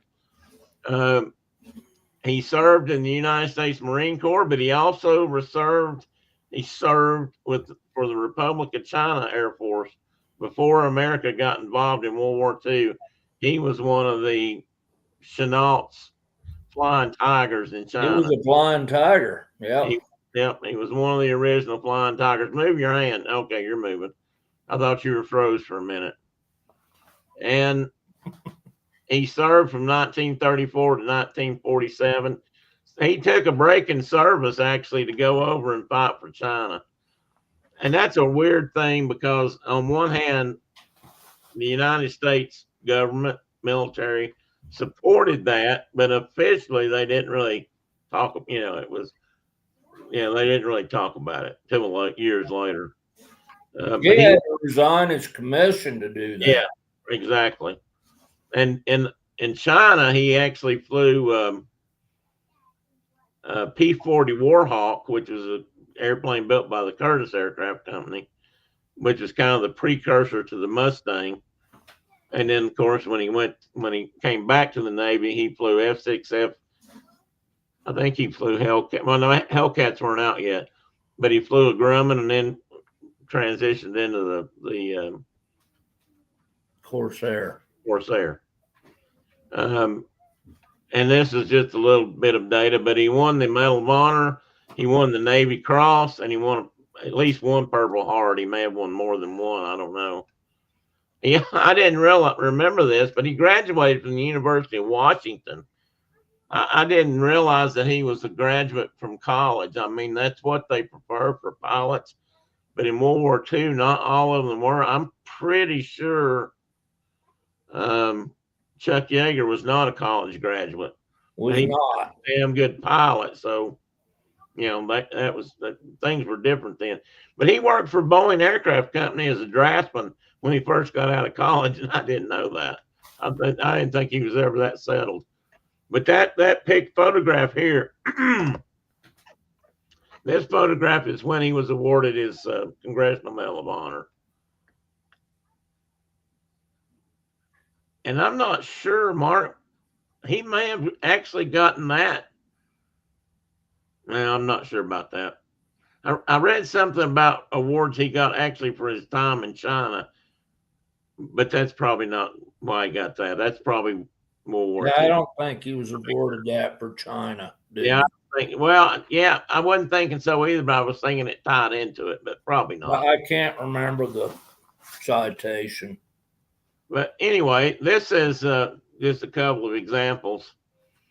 This is an actual photograph on the left. That's Pappy kneeled down there with a map, and he's drawn on the ground. So the man knew how to hunker right off the bat. He was a hunker. He's throwing a map in the dirt. And a hunker is not a squat, everybody. just so you know. He drew like half his guys down into the hunker too. Yeah, and we don't know. He may have drawn more down before it was over with. Which is an important part of hunkering. We ain't talked about a hunker in a long time. I'm going to have to do that. We're going to have to get the books out, and I'm going to have to do that. So that's the real black sheep on the left, and this is the TV black sheep on the right.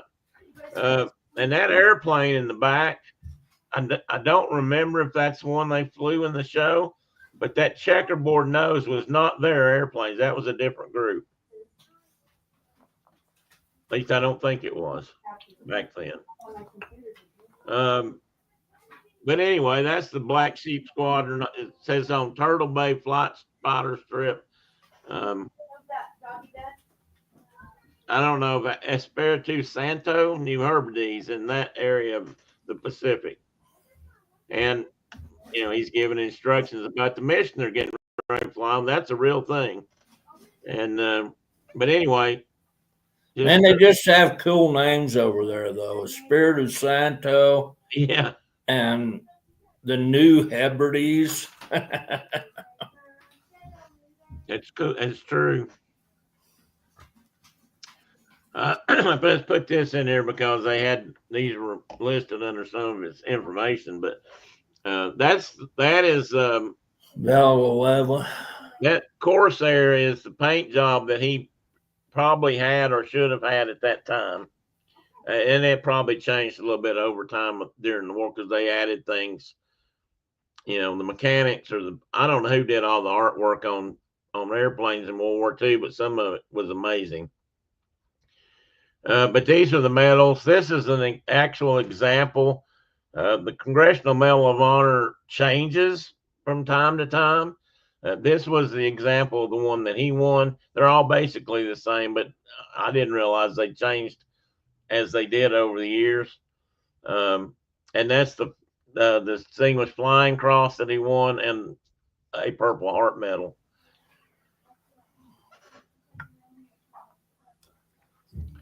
And let's see what the next photo. Now we're going to move up to Korea, because the interesting thing by the time Korea came along, you know, air forces were pretty well transitioned into jets, but not completely. In the United States, this example of the Corsair flying during the Korean War, they also flew an airplane called the Sky Raider, which was another giant of a single engine airplane, had a bigger engine even than the Corsair did, and needed it. And they flew those up into Vietnam. So, and that's a whole nother thing, the Sky Raider. I knew a guy's dad who worked on Sky Raiders in Vietnam when I was working in Nashville. But the Corsair made it into Vietnam, later versions of it. By the time, for example, by the time they got to this airplane in Korea, that engine that produced 2,000 horsepower originally, I think was up to right under 2,500, which may not sound like much, but 500 extra horsepower is a lot, especially when you're doing the stuff they asked these airplanes to do. And versions that made it into Korea from 50 to 53 were the AU-1, the F4U, 4B, 4P, And most of that has to do with the engine types and the other modifications they did on them. Primarily improvements, but not necessarily. What are you chuckling about? Okay. I have a T-shirt that has. That's cool, Kay. Her T-shirt, of course, there's a K on the tail fin. I tell everybody it's my plane. That's cool. That'd be kind of neat to have one. That is cool. Has your name letter on it. That'd be cool. So I don't know how many of you have seen the movie Devotion. It came out, I think, 2 or 3 years ago, 22, I believe. It was primarily about this gentleman on the right, Jesse Elroy Brown. Depending on what you read, Jesse was either the first or the second Navy pilot, a certified Navy pilot. There's another guy that came out later that he was actually black and African American, but he didn't look like it. He passed for white. He actually learned to fly and got his rating before Jesse. I don't know. It's kind of like somehow or another so he's actually the first, but Jesse was the first known one, and Jesse flew in Korea. The movie Devotion is all about a mission that Jesse went on, where he and his best friend or his friend, I don't know if I'd say best friend, his wingman, probably best friend, tried to save his life. Jesse did die in Korea, 1950 it says, and he was awarded the distinguished flying cross, which is not strictly a Navy or a Marine Corps issued medal. I didn't realize this, but I believe that this particular distinguished flying cross version applies to all the military. You can get it in whichever one you're in, if you earn it, and he certainly did. I was actually kind of surprised he didn't get the Congressional Medal of Honor, but because what he did and how he did it and what he was over there doing was at the Chosin Reservoir. And if any of you know Korean War history, which I realize is often skipped over in everything we do, it was the forgotten war for a reason, unless you happen to be a Marine, and then you'll never forget, I think. But Chosin Reservoir was a major battle during Korea in which the Marine Corps, Mark can tell us who probably, were basically trapped at the Chosin Reservoir in Korea. And honestly, these guys, the pilots, kind of like they did on Peleliu, saved their bacon in many ways. They pulled them out. And this Jesse Elroy Brown died defending those Marines or protecting those Marines. If you see the movie, they turned the tide in the battle. I'm not sure exactly how all that worked. Movies tend to take a license, and as we said about Pappy Boynton, but this guy was certainly a hero. And this was an interesting movie. If you've ever watched it, I didn't watch it for years because it's so emotional. I've struggled the last few years with that kind of emotion. It really gets me upset. Even though I know what's going to happen, it's hard to explain. But they made a comment in this movie that I never thought about before. That the Corsair was so hard to fly you couldn't see over the nose. So when you land on a carrier, there's an LSO or a landing safety officer, and they still do this today. There's a pilot. It's one of the pilots. Is every day there's a different pilot, and back then they actually I don't know what you call it, not a flag, not a baton, but anyway, and that guy is standing there on the end of the deck telling you what? Paddles. They had paddles. And he's moving. They're telling you, wing up, wing down. Your nose is low. You're too high. That's how you land on a carrier. That guy is extremely important. Now they can do a lot of that now with electronics, but it's still the same process. And he was always afraid that the guy standing at the end of that deck just might happen to be a Southern boy who didn't like him because he was black. And who knows, he might just put him off the end of the ship. And I never thought about that until I watched this movie. But there was probably some truth in that. I can't imagine what it was like to live with that kind of fear. but anyway, he was a good pilot, and he was the first African American naval officer killed during Korea. Um, it's an excellent movie. I highly recommend you watch it if you've never seen it. And as far as I can tell, and what little research I've done so far, it's actually follows the storyline pretty damn close.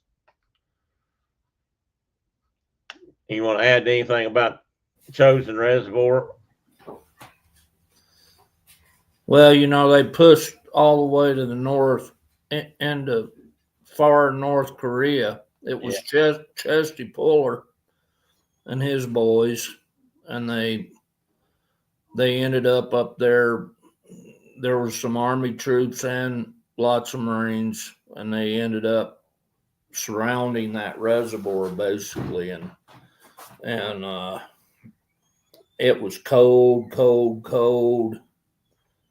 And I think the Yellow River, Lots of snow. It was awful, and I mean, way below zero. way below zero. I think they said something about at night. It might have been like 30 below or something. Yeah, and they had Chinese troops attacking them from the north that were so cold they'd frozen their feet off and were still charging somehow. Yeah, it was unbelievable. They were wearing tennis shoes. Yeah, they were wearing those little tennis shoes they wore at the time, and or what we call tennis shoes anyway, referred to them as tennis shoes. Yeah, they were lightweight. They were quieter. They could run in them. But like Mark said, they found many of them after it was over that their feet were frozen off, literally, because they just kept going. They were still charging. My dad was in the Korean theater, not in the Korean theater. He was in during the Korean War. He was a drill instructor. All he ever told me about Korea or his time in the service was that he trained men to go to Korea. And my dad had a knee injury when he got into the military. I think it's probably why he wasn't in Korea. And I think it may be that the group of U.S. Army guys that were trapped also on the other side. I think they were on the other side of the reservoir. They were on the east side of the reservoir. And there wasn't very many of them. No, it was a smaller group, much smaller group. But I'm thinking that those guys may have been some of the guys that my dad trained, because the only thing he would ever tell me about it was he said, I trained a lot of young men. Of course, he was a young man at the time too. Not only was telling me, he was a little bit older. He trained a lot of young men that died at the Yellow River, which was, I'm pretty sure, what ran into Chosen. The Yellow River was the border, I think, at that time between. Yeah, it was between China and North Korea. Or China and North Korea, rather, or what's now North Korea. And so I think I may have a connection to this also indirectly. That's all my dad would ever tell me about it. He didn't like to talk about it. I think he felt guilty about it. I'm not saying he should have. I'm just saying I think maybe that you never know. I mean, a lot of these old vets didn't talk about this stuff, and anyway. And Chesty Puller was the Marine officer, the most highly decorated Marine officer in history, and had started out in clear back in the Banana Wars, went all the way through World War II, ended up in Korea. He wasn't in World War I also, was he? Maybe. I can't remember. I know there were a few people. I don't remember. I think he was commissioned just after that war ended. That'd probably make more sense since he was in Korea. And then he ended up in like set up in Honduras and all those cool places during the Banana Wars. And then he ended up, he was on Guadalcanal. He was on Peleliu. Him and his boys got badly mauled on Peleliu. Then he ended up in Korea, and he was with the boys in the field. And that's why the Marines say at night, good night, chesty puller, wherever you are when you're in boot camp. But anyway, these boys that were flying Corsairs still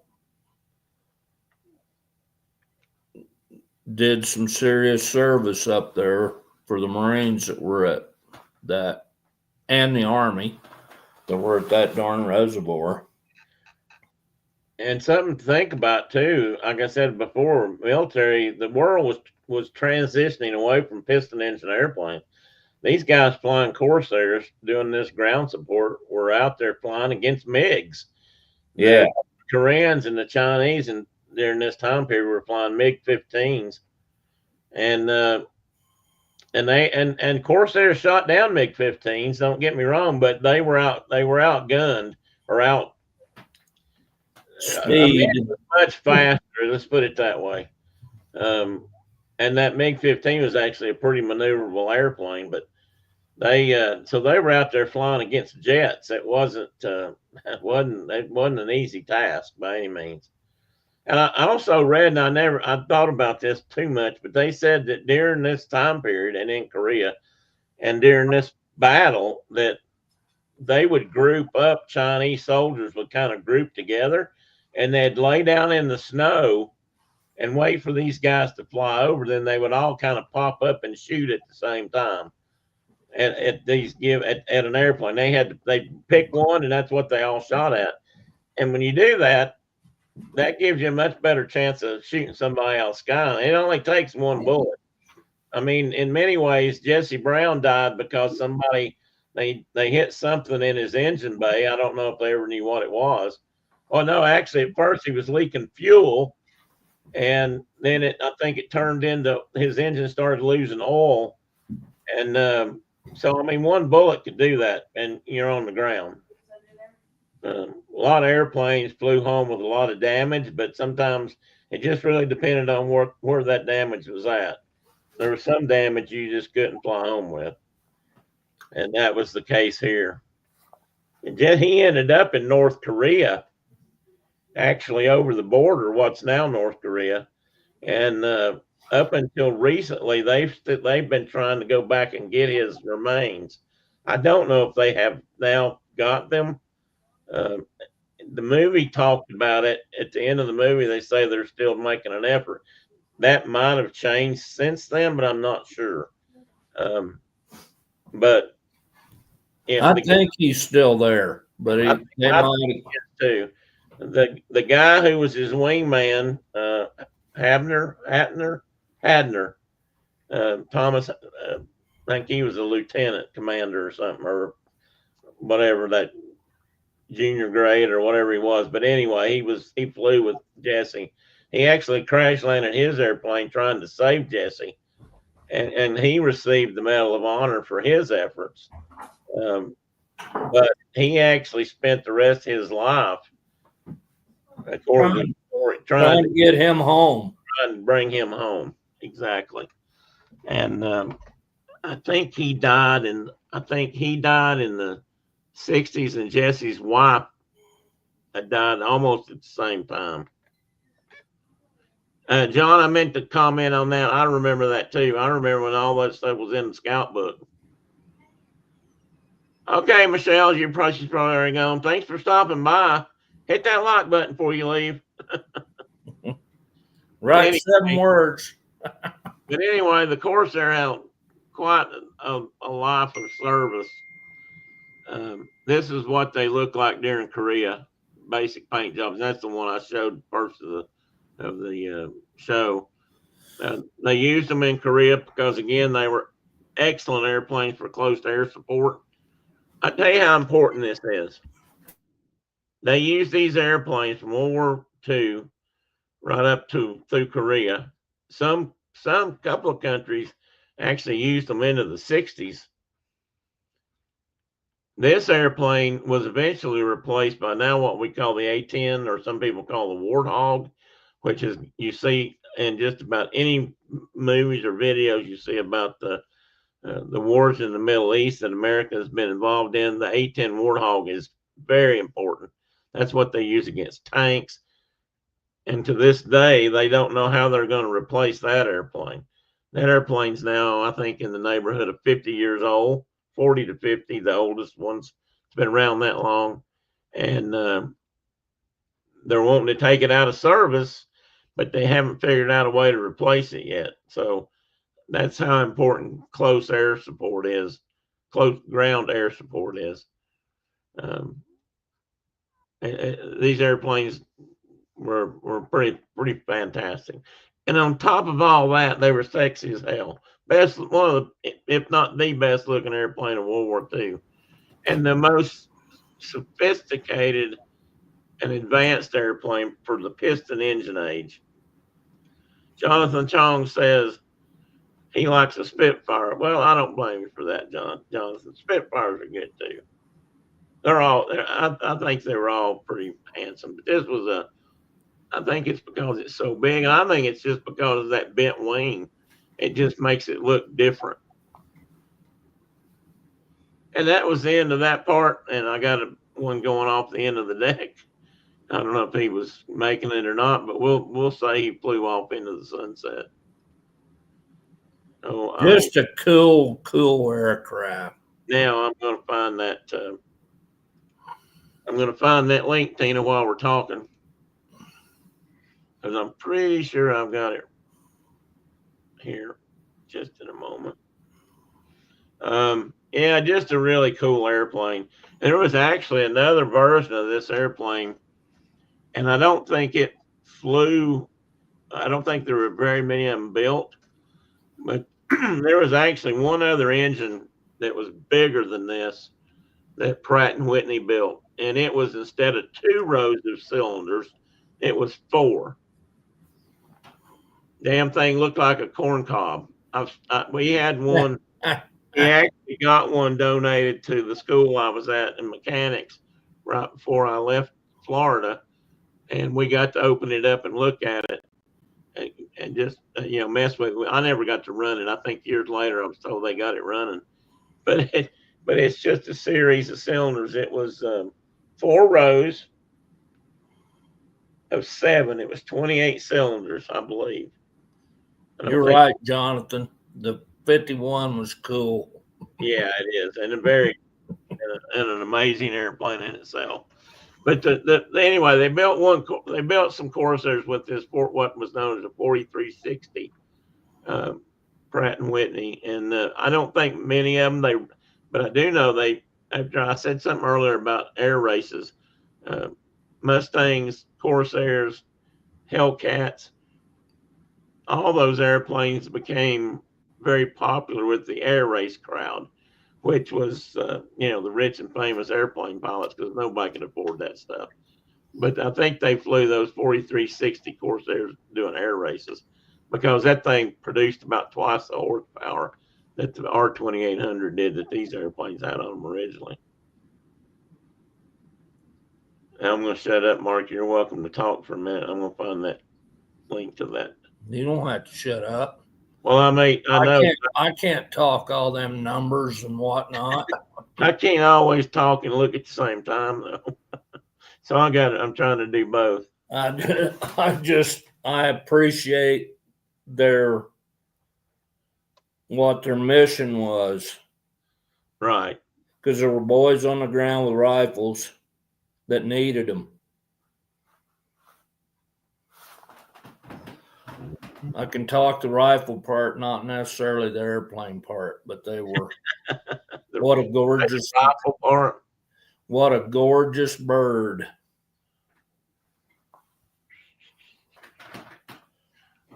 Oh. And then the other day when we were talking, I was watching the deal on Peleliu.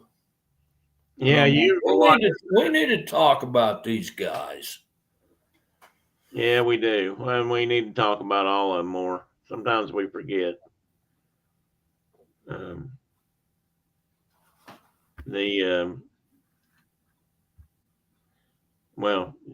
Just guys like Tina's father. Yeah, exactly. I mean, I'm going to guess that her dad was in there in Vietnam, and he was off, at least off the coastline. Doesn't matter where you're at.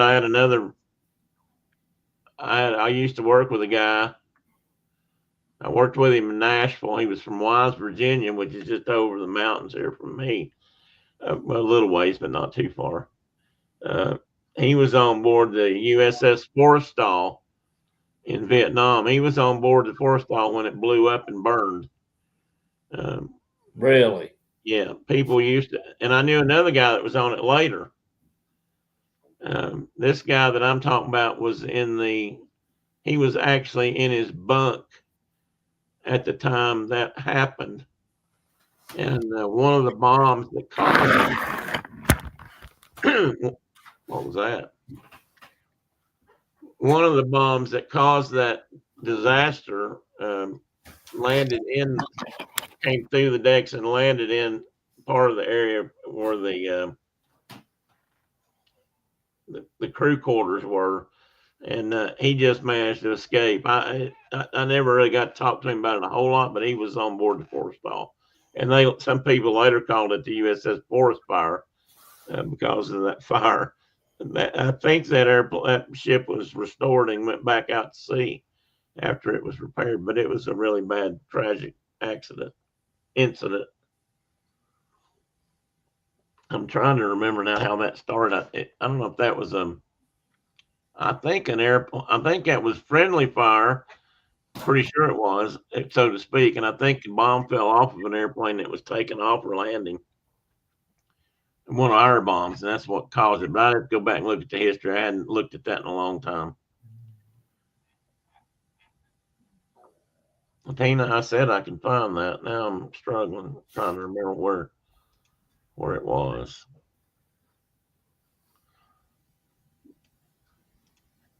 But surely I can here in a moment. I've got other videos. That one. Never call me Shirley. Never call me Shirley.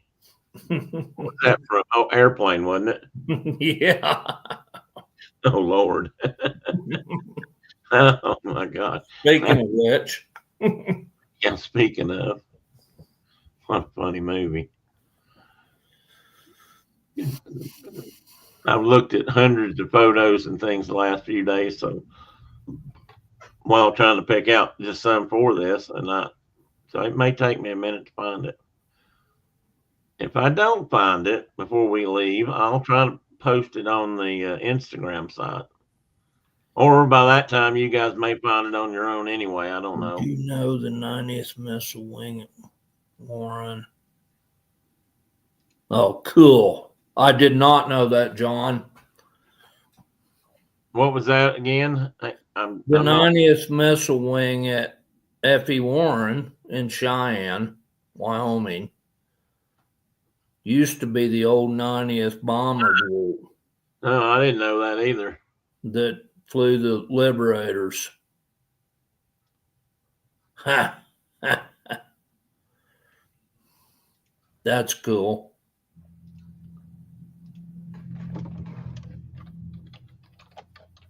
So Tina said her dad was he lied about his age, went into World War II, then was on the Oriskany in Korea.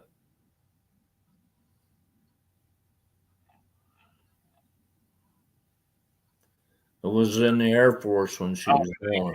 Korea, not Vietnam. Okay, excuse me, I misspoke. So he had been a Swabie and then moved over to the Air Force. You know, that used to happen a lot more than... I know a lot of guys that, started out did a tour in the Marine Corps and then went to wonder if we can go over somewhere else and not suffer as much. Well, there was some of that went on. I knew a guy. I used to work with another gentleman when I worked in Tri-Cities. My first real aviation job, paying aviation job, I used to say. He did that, but I'm trying to remember which way he went. I think he went from the Marine. Well, maybe the same what you're saying. I think he went from the Marines into the Air Force, and I'm trying, but I think he got out and then wanted to go back in, and he went into the Air Force. And he retired from the Air Force eventually, and he was in the Air Force involved in the Bay of Pigs invasion in Cuba. Wow. He worked on a particular type of airplane. Again, it was a World War II vintage airplane. It was called an A-20. It was an A-26 or a B-26. Not Liberator, but forget that, Avenger or something. They had 2 or 3 names, but it was one of the faster twin engine medium bombers that we built in World War II. And he said they actually had airplanes sitting on the runway in Florida at an airstrip where he was based. This was all not known at the time. And he said they had them equipped and ready to fly, loaded with bombs and ammunition, and they were never sent. Oh, there it is. I found it.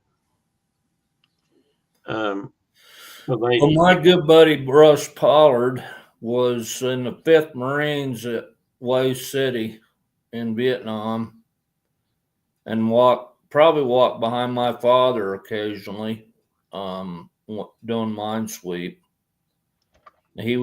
But Russ was in the 5th Marines. He got out.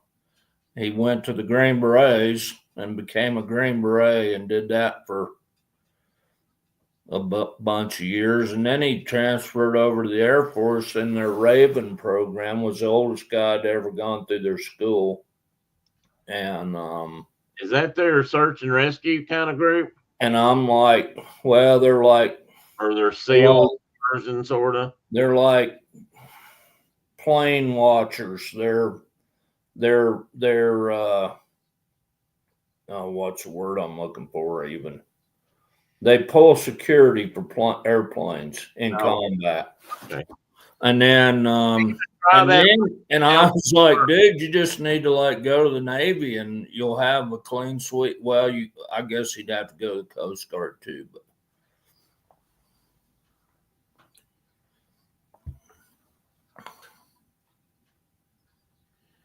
And you were born, Tina, weren't you born in France or Germany also, kind of like John? And tell me if that link works, guys, and see if it takes you to that little video. If it doesn't, let me know and I'll try to repost it. I may have not clicked everything right.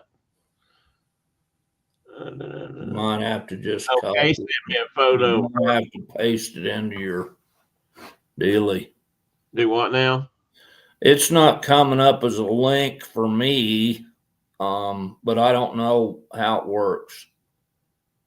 Oh, she wasn't. She was born over here. I'm thinking she was born over there too, because he was in the Air Force there. Somebody else I know was. So that didn't work. Well, it might if you just copy and paste it into your. Well, it does.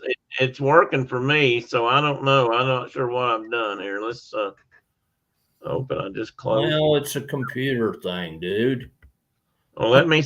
Could be. Let me see if I can present it here and do it this way.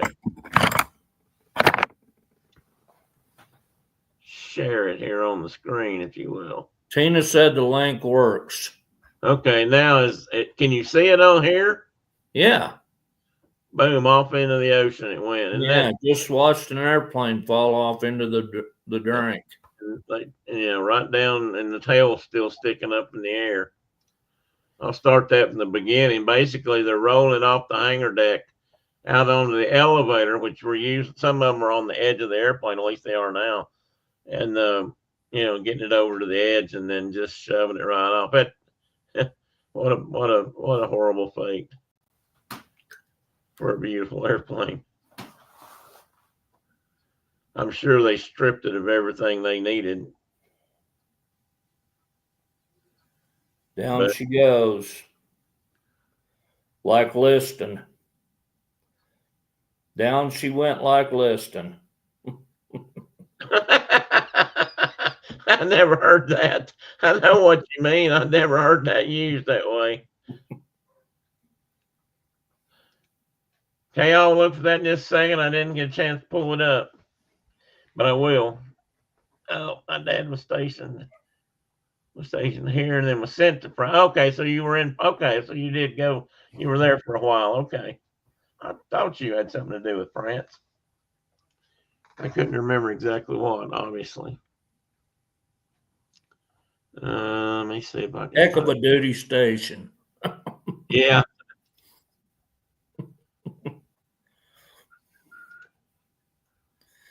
Let's see here. You O300s are going to Vietnam. You're going to France.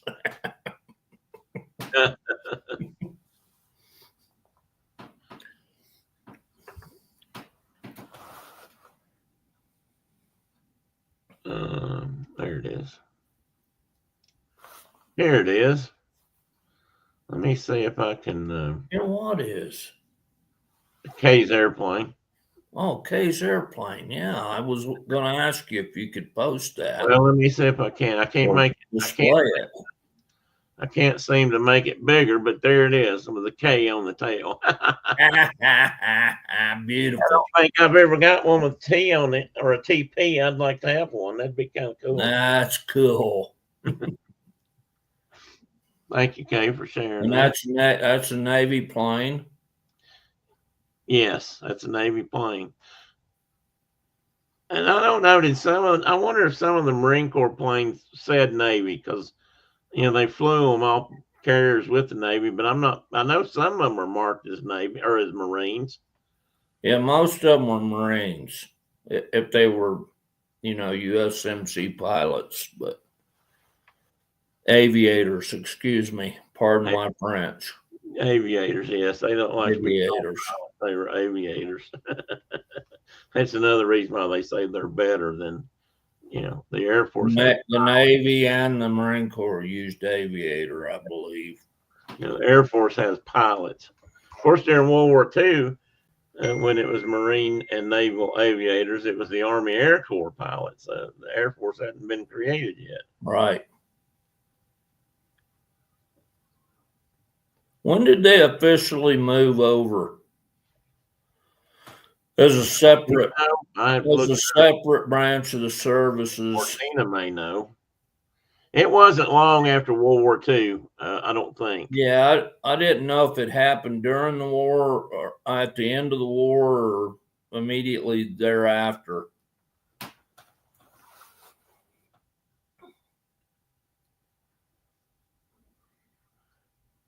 I missed one here. He says she's not sure the Navy wouldn't let planes on their decks unless they said Navy. That could be too, but I bet the Marines fought that like hell if that was the case. It's possible that the ones on deck were still marked Navy and the ones they flew off the land were Marines. I don't know. Johnson says he'd like to see one fly to Toronto Air Show. I tell you what, you see, I don't know how many of them are left flying, and I would be willing to bet that you could probably count them on both hands. I'm not sure. One of the two things happen. One is they're just aged out, of course, but probably as important a thing, the reason you see less and less of them is it really is very cost prohibitive to fly and maintain these old birds now because radial engines themselves, which are on the nose of these airplanes, they're not used much anymore. They're not used commercially. They're hard to find people that know how to work on them. The place where I learned how to work, where I got my power plant part of my A&P license, which stands for airframe and power plant mechanic, the airplane license that I had. I learned my power plant part at Piedmont over in North Carolina back when Piedmont was still an airline, and they had a huge facility in Winston-Salem, North Carolina, where they overhauled engines and all kinds of stuff. And I believe that same facility, I don't know if it's called Piedmont now, it might be, is one of the few places where you can actually get a radial engine overhauled or rebuilt. It's a little bit like owning a steam train and trying to figure out somebody that can work on that. one of the few places left in the United States where you can have a steam engine locomotive worked on and rebuilt is nearby here. It's part of the old Tweetsie Railroad system. They still have a roundhouse where they can work on that stuff. There's not many places left. Kay said, I know. Yeah, there's usually a few at Oshkosh. That's what I was thinking, Kay. And in fact, there's more of them than I thought there would be. So there's probably more than 10, but I don't know exactly how many. Grandpa. She's not sure, but says the Marine Corps separated. She might mean their part in 638 oh, they're 1834. Well, that could be. What is that? The Marine Corps was never part of the Army. Ever. John says that's a tough one. Steam train engines aren't an easy job. No, it's not an easy job, but the Disney operates at least 4 steam engines, or did operate 4 locomotives. They're honest to God real locomotives built in the 1800s or early 1900s. And I read an article a couple of years ago, because I like reading about trains too, that they actually loaded their steam engines up and brought them up here to the Tweetsie Railroad locomotive overhaul shop to have them rebuilt when they needed to have major maintenance done on them a few years ago. So I don't know if they're still doing that or not. No, Tina said, Mark, she's just saying what she read off the internet, and the internet's never wrong. I was like, no, that never happened. Well, that's why. But I do know that the Air Corps, Army Air Corps, became the Air Force. I'm surprised John hasn't told us the birthday of the Air Force. He may have bailed on us. He may have.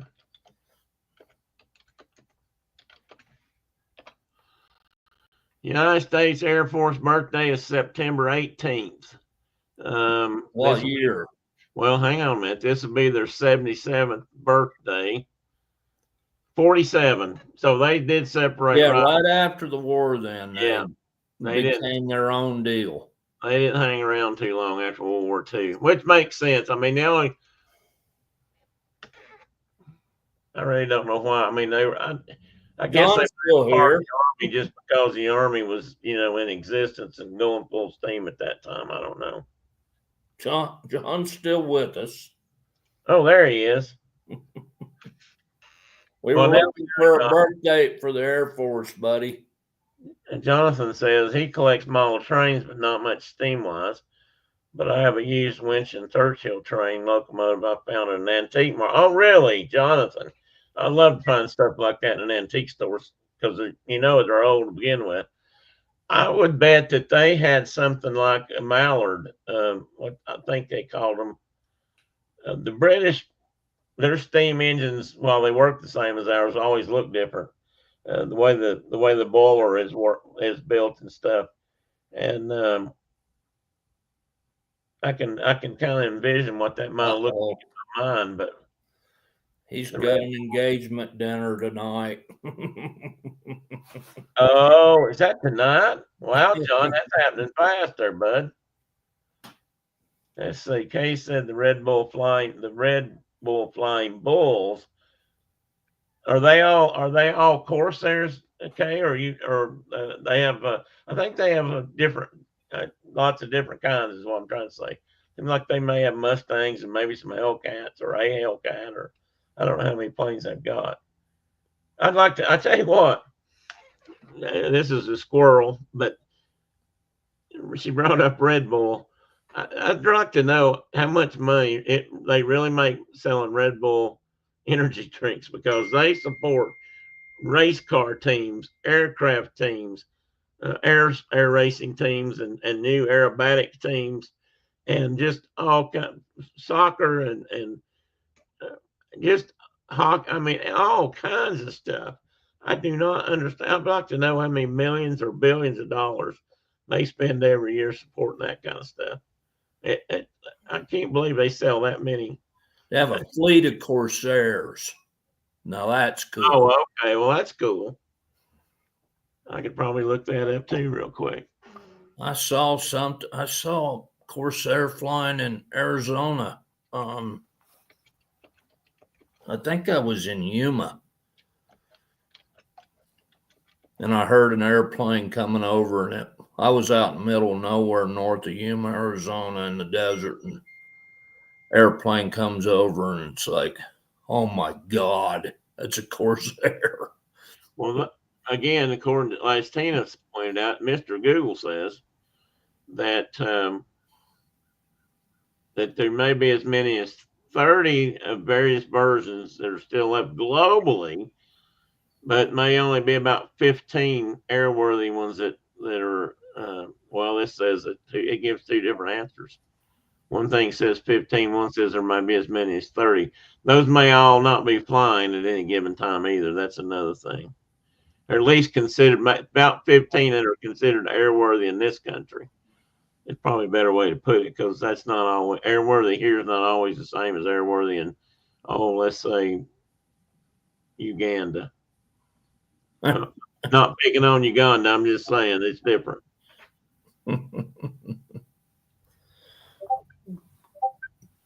Now, I didn't look up to see how many were actually flying, how many Red Bull has. Let me look that up.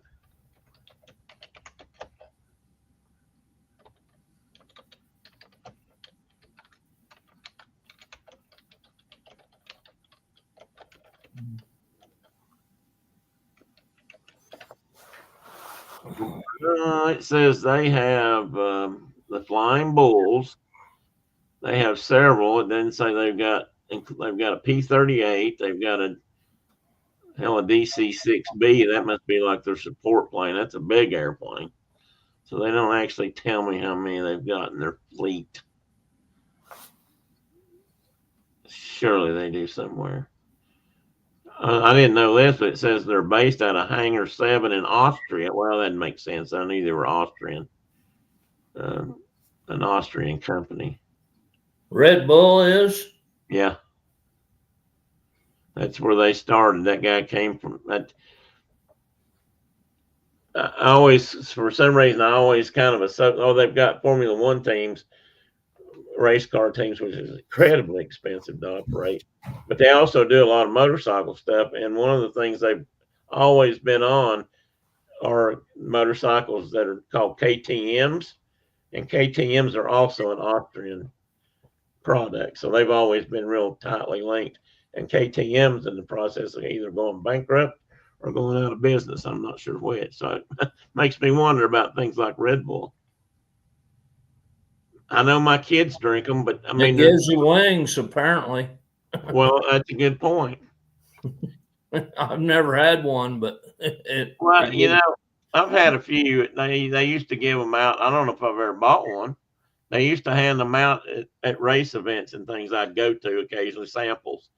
So I've had them. I don't know that I've never had wings from it that I'm aware of. Because I've never flown. I would remember if I'd flown, I'm pretty sure. The only one of them kind of drinks I ever drank was a Jolt Cola. Oh, well, that's close. And I had to stop like every half mile going down the road to get out and find a friendly bush. And find a friendly bush. It didn't agree with me. And the other thing that I find that I'd like to know how this works, because obviously I don't understand high finances. You've got Red Bull, and they were kind of the first major energy drink you saw in the market, but there must be 36 different kinds now. So how the hell do they all make a living when there's so many of them to sell? You got Red Bulls, you got Purple Wing or Pink Flamingo. You got Ranch Fuel. What? Ranch Fuel. Ranch Fuel's one.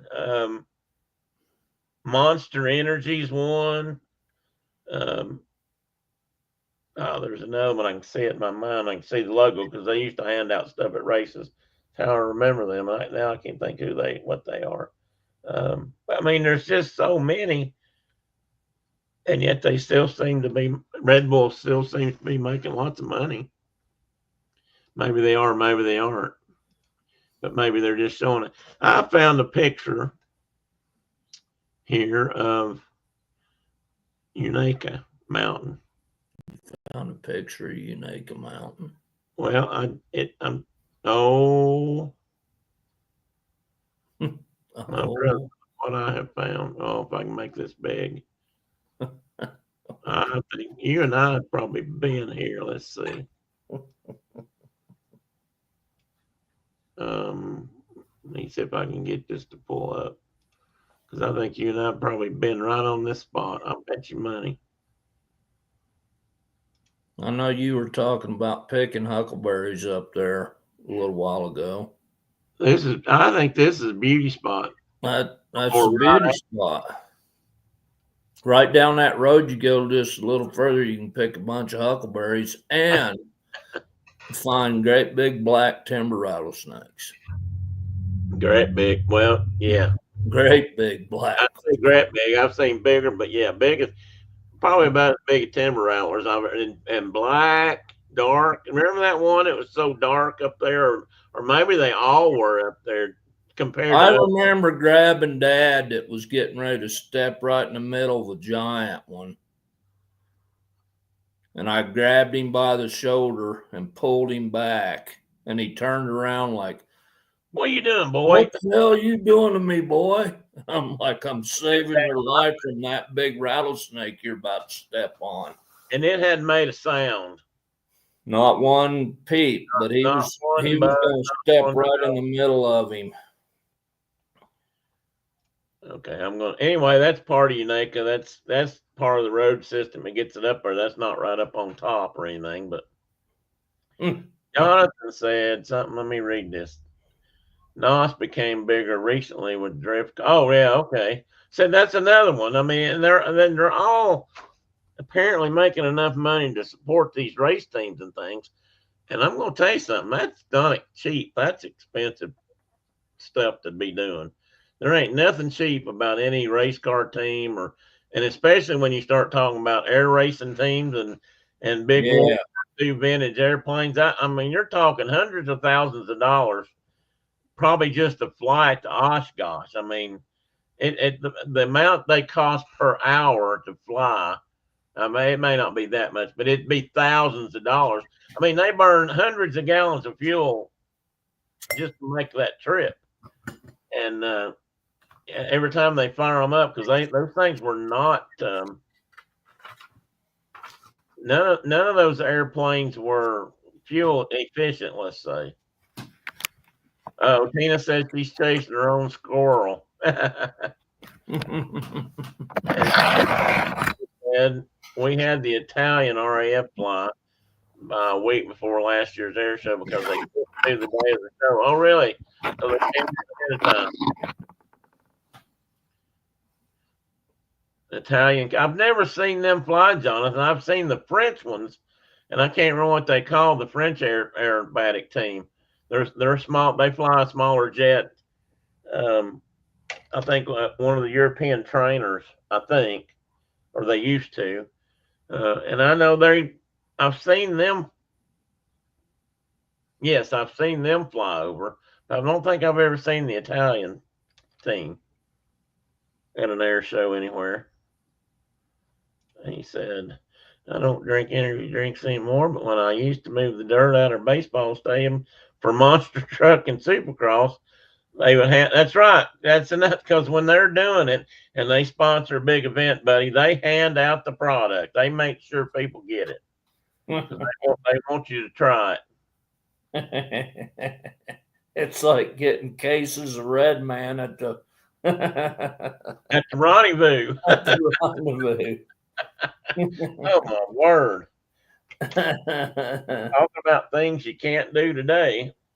or never, you'll never see. Here's a box. Here, young man, have a whole box of this stuff. We probably talked about that before, but we used to go to rendezvous, and all the chewing tobacco companies would show up. I don't remember anybody handing out cigarettes, but the tobacco companies would show up with truckloads of chewing tobacco product, and they would hand that stuff out free, basically to anybody that wanted it. Like, here, 3-year-old little boy, have a chaw. Mister, can I have some chewing tobacco? Why, sure, son. We used to bring cases. We used to brought cases of it home with us. I mean, we could chew on that for weeks, if not months. I mean, Oh my God! crazy. Back in the day. Look at us now. Snowbirds, the Angels, and the Thunderbirds. I haven't seen the I've only seen the Thunderbirds fly once, I think, in an air show, and that was in Florida. But I've seen the Blue Angels more often than that. And something I used to see quite often around the country was the Army parachute team. The Golden Knights. Golden Knights, yes. Yeah. And I was trying to think of that for a minute. The Knights were coming out, but I couldn't get I kept wanting to say purple. No, not purple. Yeah, the Golden Knights. Seems like they have a group within the Golden Knights now that they're called the Black Knights. Or maybe that's just something I've heard people refer to them because they wear more tactical gear now than they once did, or some of them do. They also use helicopters a lot now for some of their demonstrations. They tend to, because the Army, the Army and the Air Force had a problem in the 70s or 80s. The Army had almost as many airplanes, fixed wing, as the Air Force did. The Air Force said, that's our job. So the Army pretty much just has helicopters now. And they let the Air Force handle all the other stuff, the fixed wing stuff. And of course, the Navy has theirs, but Navy and Marines. But when I first started seeing the Golden Knights, they flew out of a Caribou, which was a big twin-engine, rough country kind of airplane that comes out of Canada. De Havilland built them for landing in rough country, but big enough to haul passengers. And that's what the Golden Knights flew out of and jumped out of for years. And then now I think everything they do is helicopter based, which is kind of different than jumping out of an airplane. Jonathan said the Blue Angels and the Snowbirds come there regularly. We have a flea market close, and they used to hand out Red Man all the time. Yeah, Red Man, Levi Garrett, Beech Nuts sometimes, and it seems like there was something else. And that was snooze or skull, the stuff people put in their lip and gum. That wasn't popular when I was growing up, but it became popular, and they started handing that out too. That's probably when it became popular. They got people using it. But yeah, Red Man was one of the things we were talking about, Kay. I chewed tobacco for 20 years or better, I guess. And when we'd go to these events, we'd bring home tobacco and we'd chew on it for free for weeks or months later. It was kind of crazy. Rockstar, Jonathan, thank you. That's the one I was trying to think of a few minutes ago. It's got a star in their logo, and that's what I kept seeing in my mind, but I couldn't remember the name. So thank you, Jonathan. I don't know how much stuff I've missed here, but Kay says she likes Monster Zero Sugar. Huh. You know what? I've never tried a zero sugar of either one of those, so I don't know what that's like. Are they artificially flavored, or are they just have something natural in them, Kay? And can you taste it? Does it have that artificial sweetener flavor or aftertaste? I don't know what uses stevia anymore. Brenda, are you still on here? But I can remember when Brenda's mother she was really excited about stevia because stevia is a natural sweetener. But even that to me has an odd aftertaste compared to sugar, I guess. And of course, when they came out and started putting corn syrup and everything, everything changed for me. And now when I drink a Pepsi here at the house, it's a real sugar Pepsi, which now they call soda shop style, but whatever. That can be a whole nother story too. Well, guys, I about talked that out. I mean, it's 12:30. I'm not in a hurry to go anywhere, and I could sit here probably and talk all day until my voice runs out. I don't know how many people have something to do. I know Mark's supposed to go horseback riding, so he'll probably be ready to go here pretty soon. Although he might have just went and got another cup of coffee. Had to get coffee. Sorry. If you got a cup of coffee, Had to talk to my wife. Had to get coffee. Had to. The Monster is artificial, but doesn't have odd. Well, really, that's interesting. Doesn't have that odd taste like a Red Bull. Chuck says Tina uses Truvia. Well, that's a version of stevia, if I'm not mistaken, Chuck, isn't it? It's somebody's brand name for it. But stevia is supposed to be a natural product. It just takes a teeny tiny bit. I do know that part. It's easy to get too much of it. And you can get too much of it. You get too much sugar, other than give you diabetes, I guess. It just tastes sweeter, but too much of that other stuff starts tasting off pudding to me. Oh, I know what I wanted to do. I almost forgot, and it's sitting right here at my feet. I wanted to talk a little bit about Big old cat. No, I wish he was. He's not up here. He's down at the house. I got some of my books since the last time we were here. Theodore Roosevelt. And this is actually his original biography that he dictated or worked with a guy. This guy, William Roscoe Thayer, helped him write his original biography, and this is it. Or autobiography, I guess. I don't know which one they consider this actually, but this is a first edition. Did he write it? Did he write it? Who, Teddy? Yeah. Well, he and Thayer did. Apparently, he dictated it to Thayer, or he helped him write it, but he had something to do with it. It's called the Intimate Biography. This was one when this first came out. This was supposed to be, it. At the time. Jonathan's booking out like we would. Well, I wanted to show a couple of these because I forgot. I picked them up. Look at this one, buddy. Oh, sweet. Can you read that right there? Little close. The Life of George Catlin. That's pretty cool. That's pretty cool.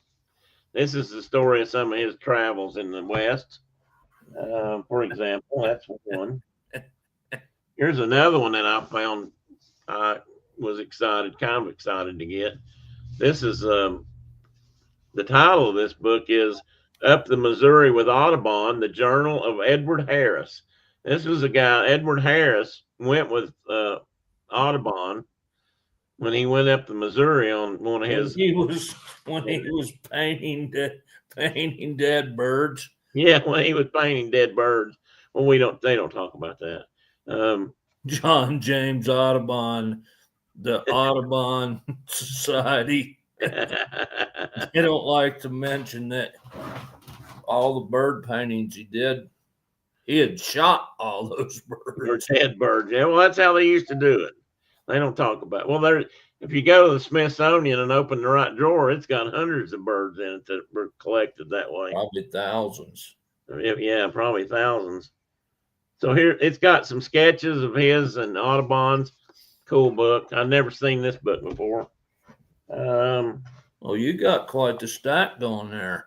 Oh, yes. These are all. This is North America. This is another one of those early expeditions up into the parts of North America that didn't used to be very populated. Some of them are. This one I just thought was, well, I just didn't want to let it go. Let's be honest. It may or may not be as interesting as some of the others, but it is. I mean, anytime you open up a book and the title takes up a whole page, when you get that right down to it, that's going to be a good book. Title shouldn't be just one word. Here's another one that you might think is interesting. I didn't get this one out of the bag yet, but it's Roosevelt in the Badlands. Oh yeah, when he was a cowboy. And he was cowboying out there. Yep. And I'm not sure who this guy was, but this one is also a first edition of this book. Like I said, I haven't gotten this one out of the bag yet. After my So daughter. was this all one estate sale? This was one sale. This was my biggest. So it would have been another person we would like to have known. Yeah, this is the guy that had. This was. Remember the sale that I missed a while back where I was really upset because I missed all the. Yeah, because there was like really cool books there. Well, this was the same guy, or Oh, same it was. house, and yeah, they just didn't get them all in the first sale. So this was. Oh, so And the this guy I is said we would like to have known, it was the one guy. Yeah, and I said I ain't missing this one. So I went. This is the one that I went and looked at, pre-looked the books. And, yeah, the girls wouldn't let you buy them. Yeah, I tried to get the girls to do their dad a big cut, do their dad a favor. And the answer I got back was, Dad, we can't do that. I want to say maybe I raised them better, and their ethics wouldn't allow it. So I prefer to look at it that way. But I tell you what, I told them, well, why don't you guys just go out and, I'll just put a little pile over here. Go get you something to eat. Well, I told them they could go get them a bite of lunch, and I'd stay there and watch the house while they were gone. And if we happen to leave before they were there, I said, I'll put the key under the mat. Now this one, this is a volume 1 of a set. But this was one of the ones I was most excited about, honestly. This one in the Roosevelt books. I didn't want to let these pass. This is one of the old original.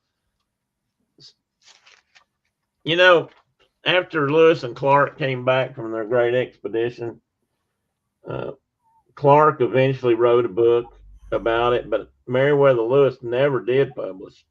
And Thomas Jefferson actually. Well, that's because he killed himself. Well, that's true, but I mean, he just never didn't get around to it before that, and there were a lot of reasons for that. But that was one of the reasons Thomas Jefferson wanted him to go on that expedition, was because he was, good. This was the original manuscript journals of the field notes. I mean, this was, and this is the one written by the guy that the deer's named after. Elliot Cowles. Elliot Cowles, yes. That's another reason I wanted this book. You and I talked about Cowles, and I said I got to have it. Now, this is only volume 1. There's actually 4. The fourth one is, I think, maybe maps. So I don't have them all. But I looked this up, and even by itself, this book is worth a lot. Well, let's just say it's 4 digits, and which may not sound like a lot to people, but that's a lot to me. And I paid way less than that. I paid 2. I looked it up. These books, even individually, sell for a couple $1,000, $2,500. A whole set of these right now, if you find all 4 of them, is $10,000 and up. It's unbelievable. Did Elliot Cowles write all of them? Yeah, his name's on all 4 of them. Okay. And I don't know enough about the other 3 to know. Like I said, I think the 4th one was maps and drawings mostly. It's much smaller or thinner. And but this one, I was going to look and see how far this one went. I think this one gets them to the Rockies.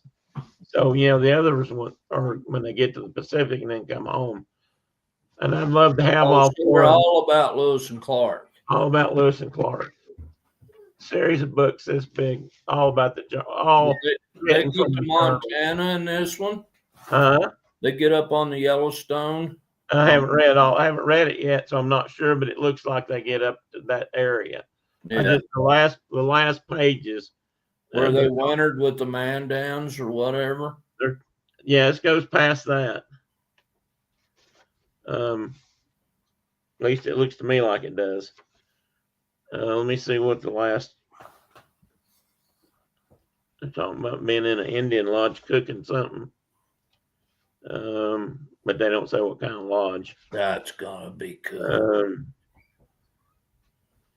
Well, there's like a little closing part he's put in here that's not necessarily the last of the journal, but this is all from their journals. Now, most Lewis and Clark books that I've seen and that I have a couple, are from the journals, and they talk about, this is day April 20th, Right. 1804. Right. Well, that's what this is, but this is like all the journals.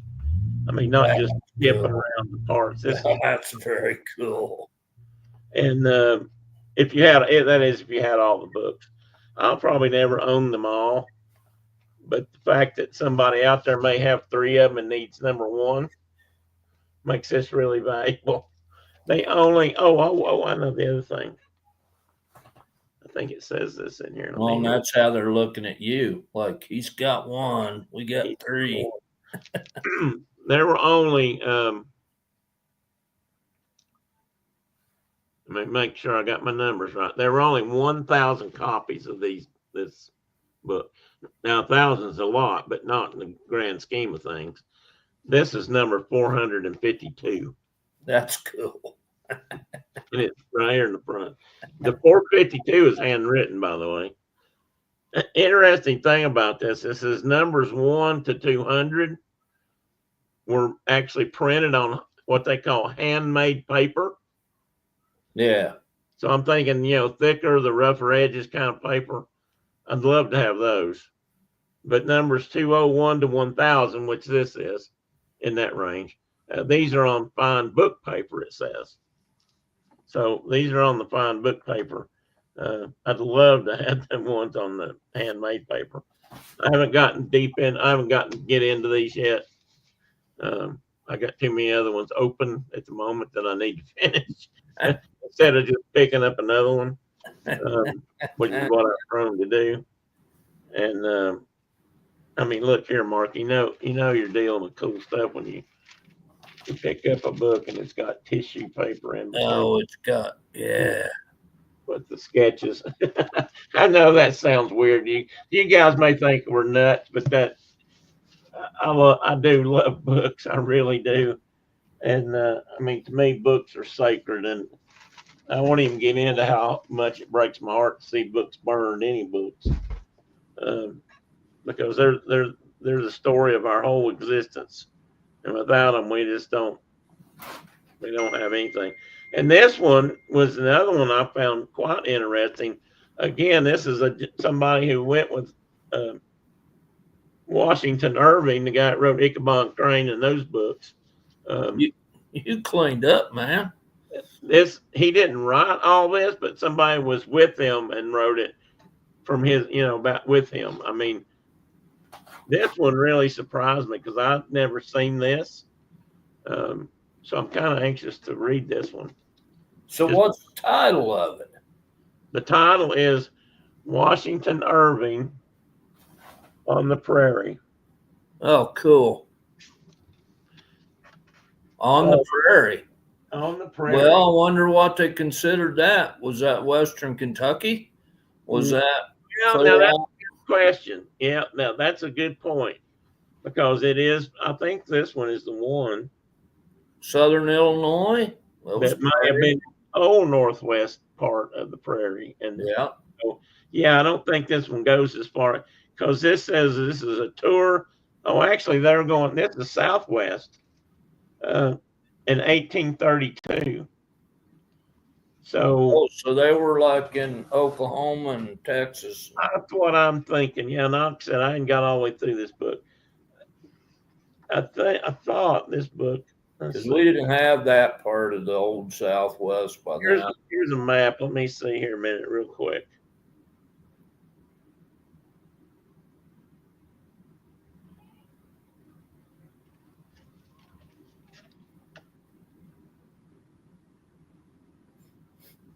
Oh, this may actually have gotten out as far as New Mexico Oh, cool. because there's Cimarron, Arkansas. No, I don't know if it got that far out, but it's Arkansas. It's the edge of that area, and it shows where this shows the general trail or the path that they followed to make the loop. Doesn't say how long it took him to do it.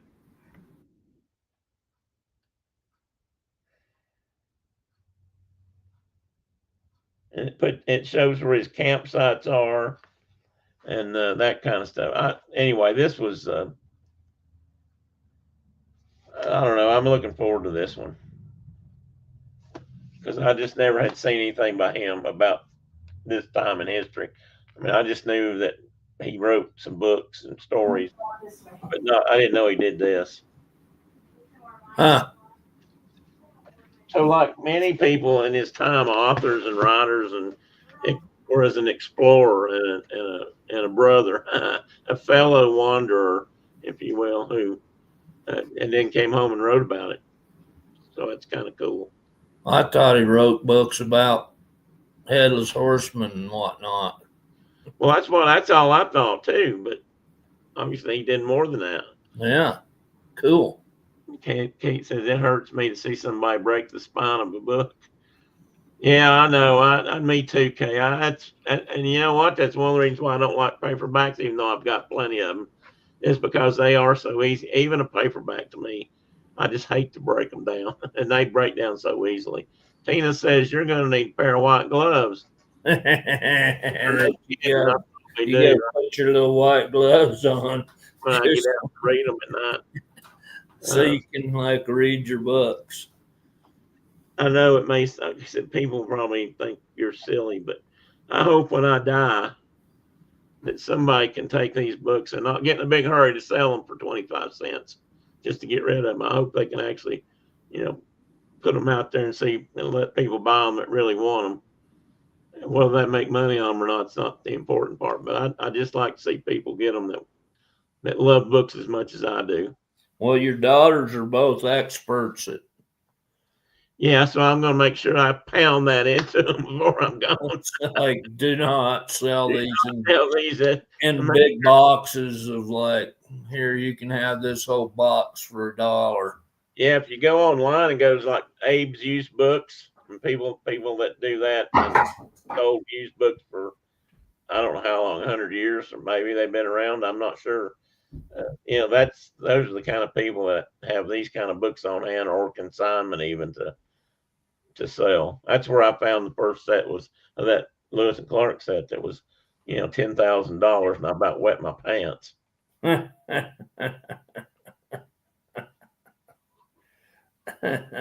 things like that excite me sometimes,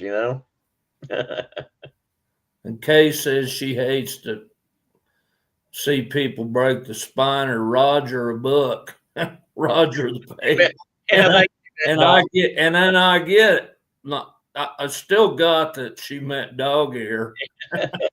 Me too, but I couldn't figure out what Roger. I wondered where she got the Roger part. I thought maybe that was a different word for it. It just probably automatically filled it in. Yeah, it hurts me to see people that just don't respect them. Please don't take this as offensively as it's going to sound. But there's in this part of the country and probably everywhere, people get all excited about the Bible. To them, that's the only book. And I'm not here to preach, and I'm not trying to start a biblical discussion, but that's not the only book out there. And they're just ready to throw other books away, but they that one is so sacred. Well, to me, they're all sacred. There's junk books out there, sure, but and I hope to write some someday. Maybe mine will be junk when I get finished with them. But the kids that we write them for, they're not going to think that. I guarantee you. I mean, think where you would be, I would be, if nobody ever wrote down Two Little Savages, or It'd be awful. and in my case, the first book I ever remember reading front to back by myself, not a Dick and Jane book, which I grew up learning to read on, was about Will Clark, who was, the Clark of Lewis and Clark.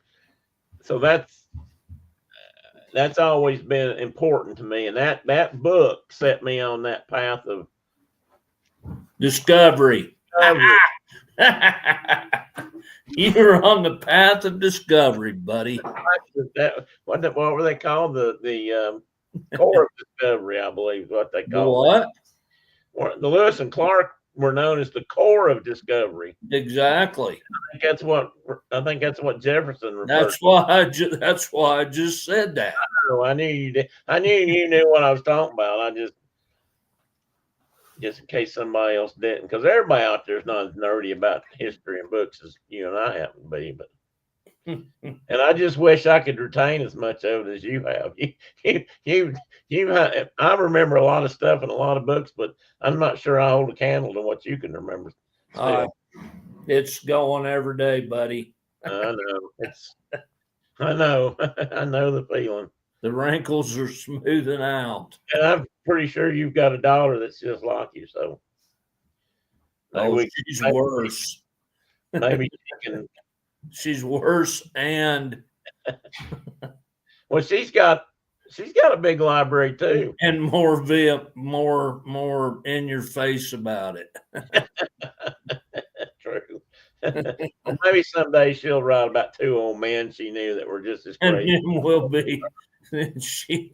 we'll get in a discussion about something, and she's like, "No, it was this way," and I'm like, "No, BS." And then she'll go get the book to prove it. I know how that works. My girls can appreciate books, but I don't. I wish I had been able to pass that on to them, the same love I have for books. But I was too busy working, I guess, in those days, and didn't push it enough. I wish I had. But anyway, they do have a pretty good idea how I feel about them. So I guess that's the main thing now. Yeah, I mean, they have an appreciation for them, or they would. Yeah, they do. They know when they've got something, and they know that it's pretty cool. I mean, that's why they call me. Even though they won't let you stack them over on the side there, just because they won't let me go ahead and buy them on the side, and get the deal on them. And right. I told them I'd be glad to pay them fair dollar for them. Just go ahead and save them a little trouble. Although I suspect you got those fairly reasonable. Yes, pretty good stack. But and I didn't show you some. I got a couple more on the floor. Oh, you haven't even pulled the whole stack out yet. Most of them, but I've got one down here. It's about, for example, here's another one. This one I just got out of curiosity, but this one's called "The War Discovers Alaska."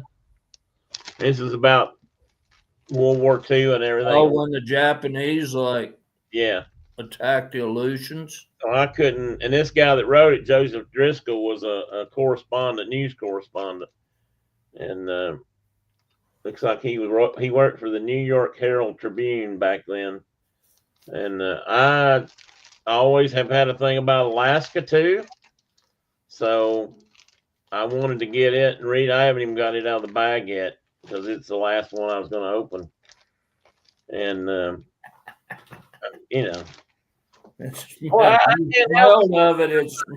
It smells of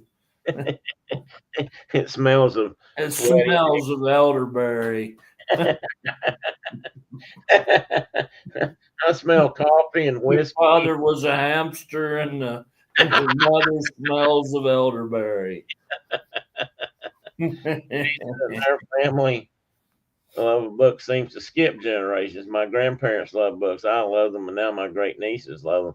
That's kind of funny you say that, Kay, because one thing I remember about I remember a lot of things about my grandparents, but mom and dad, my dad's parents,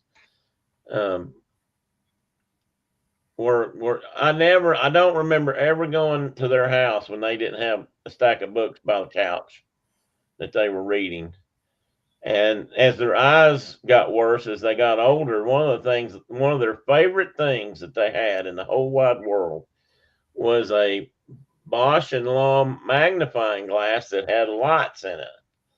And this was back before battery powered LEDs. This thing had a cord on it, you plugged it in the wall. And theirs was worn completely out. And they asked me if I could try to find them one. This was probably when I was in my 20s. And I searched and searched. Oh, no, I didn't find one. I found somebody who could repair theirs, who rewired it, put new bulbs in it, and fixed it up for them. And I remember that was something they just were so excited about that. But they always sat around and read just constantly. Both of them had a lot by their easy chair, and both of them had their glasses and their magnifying glass, and there's a little stack of books. So, and my dad read a lot. Mom read a lot too later in years. My mom's mother was a school teacher when she was able. And so I guess it comes from all that stuff. What's John say? Your mother was a hamster and your father smelled of elderberries.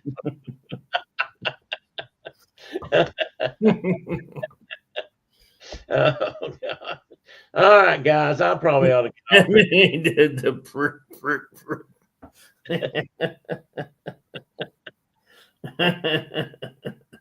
nuggets. English nuggets.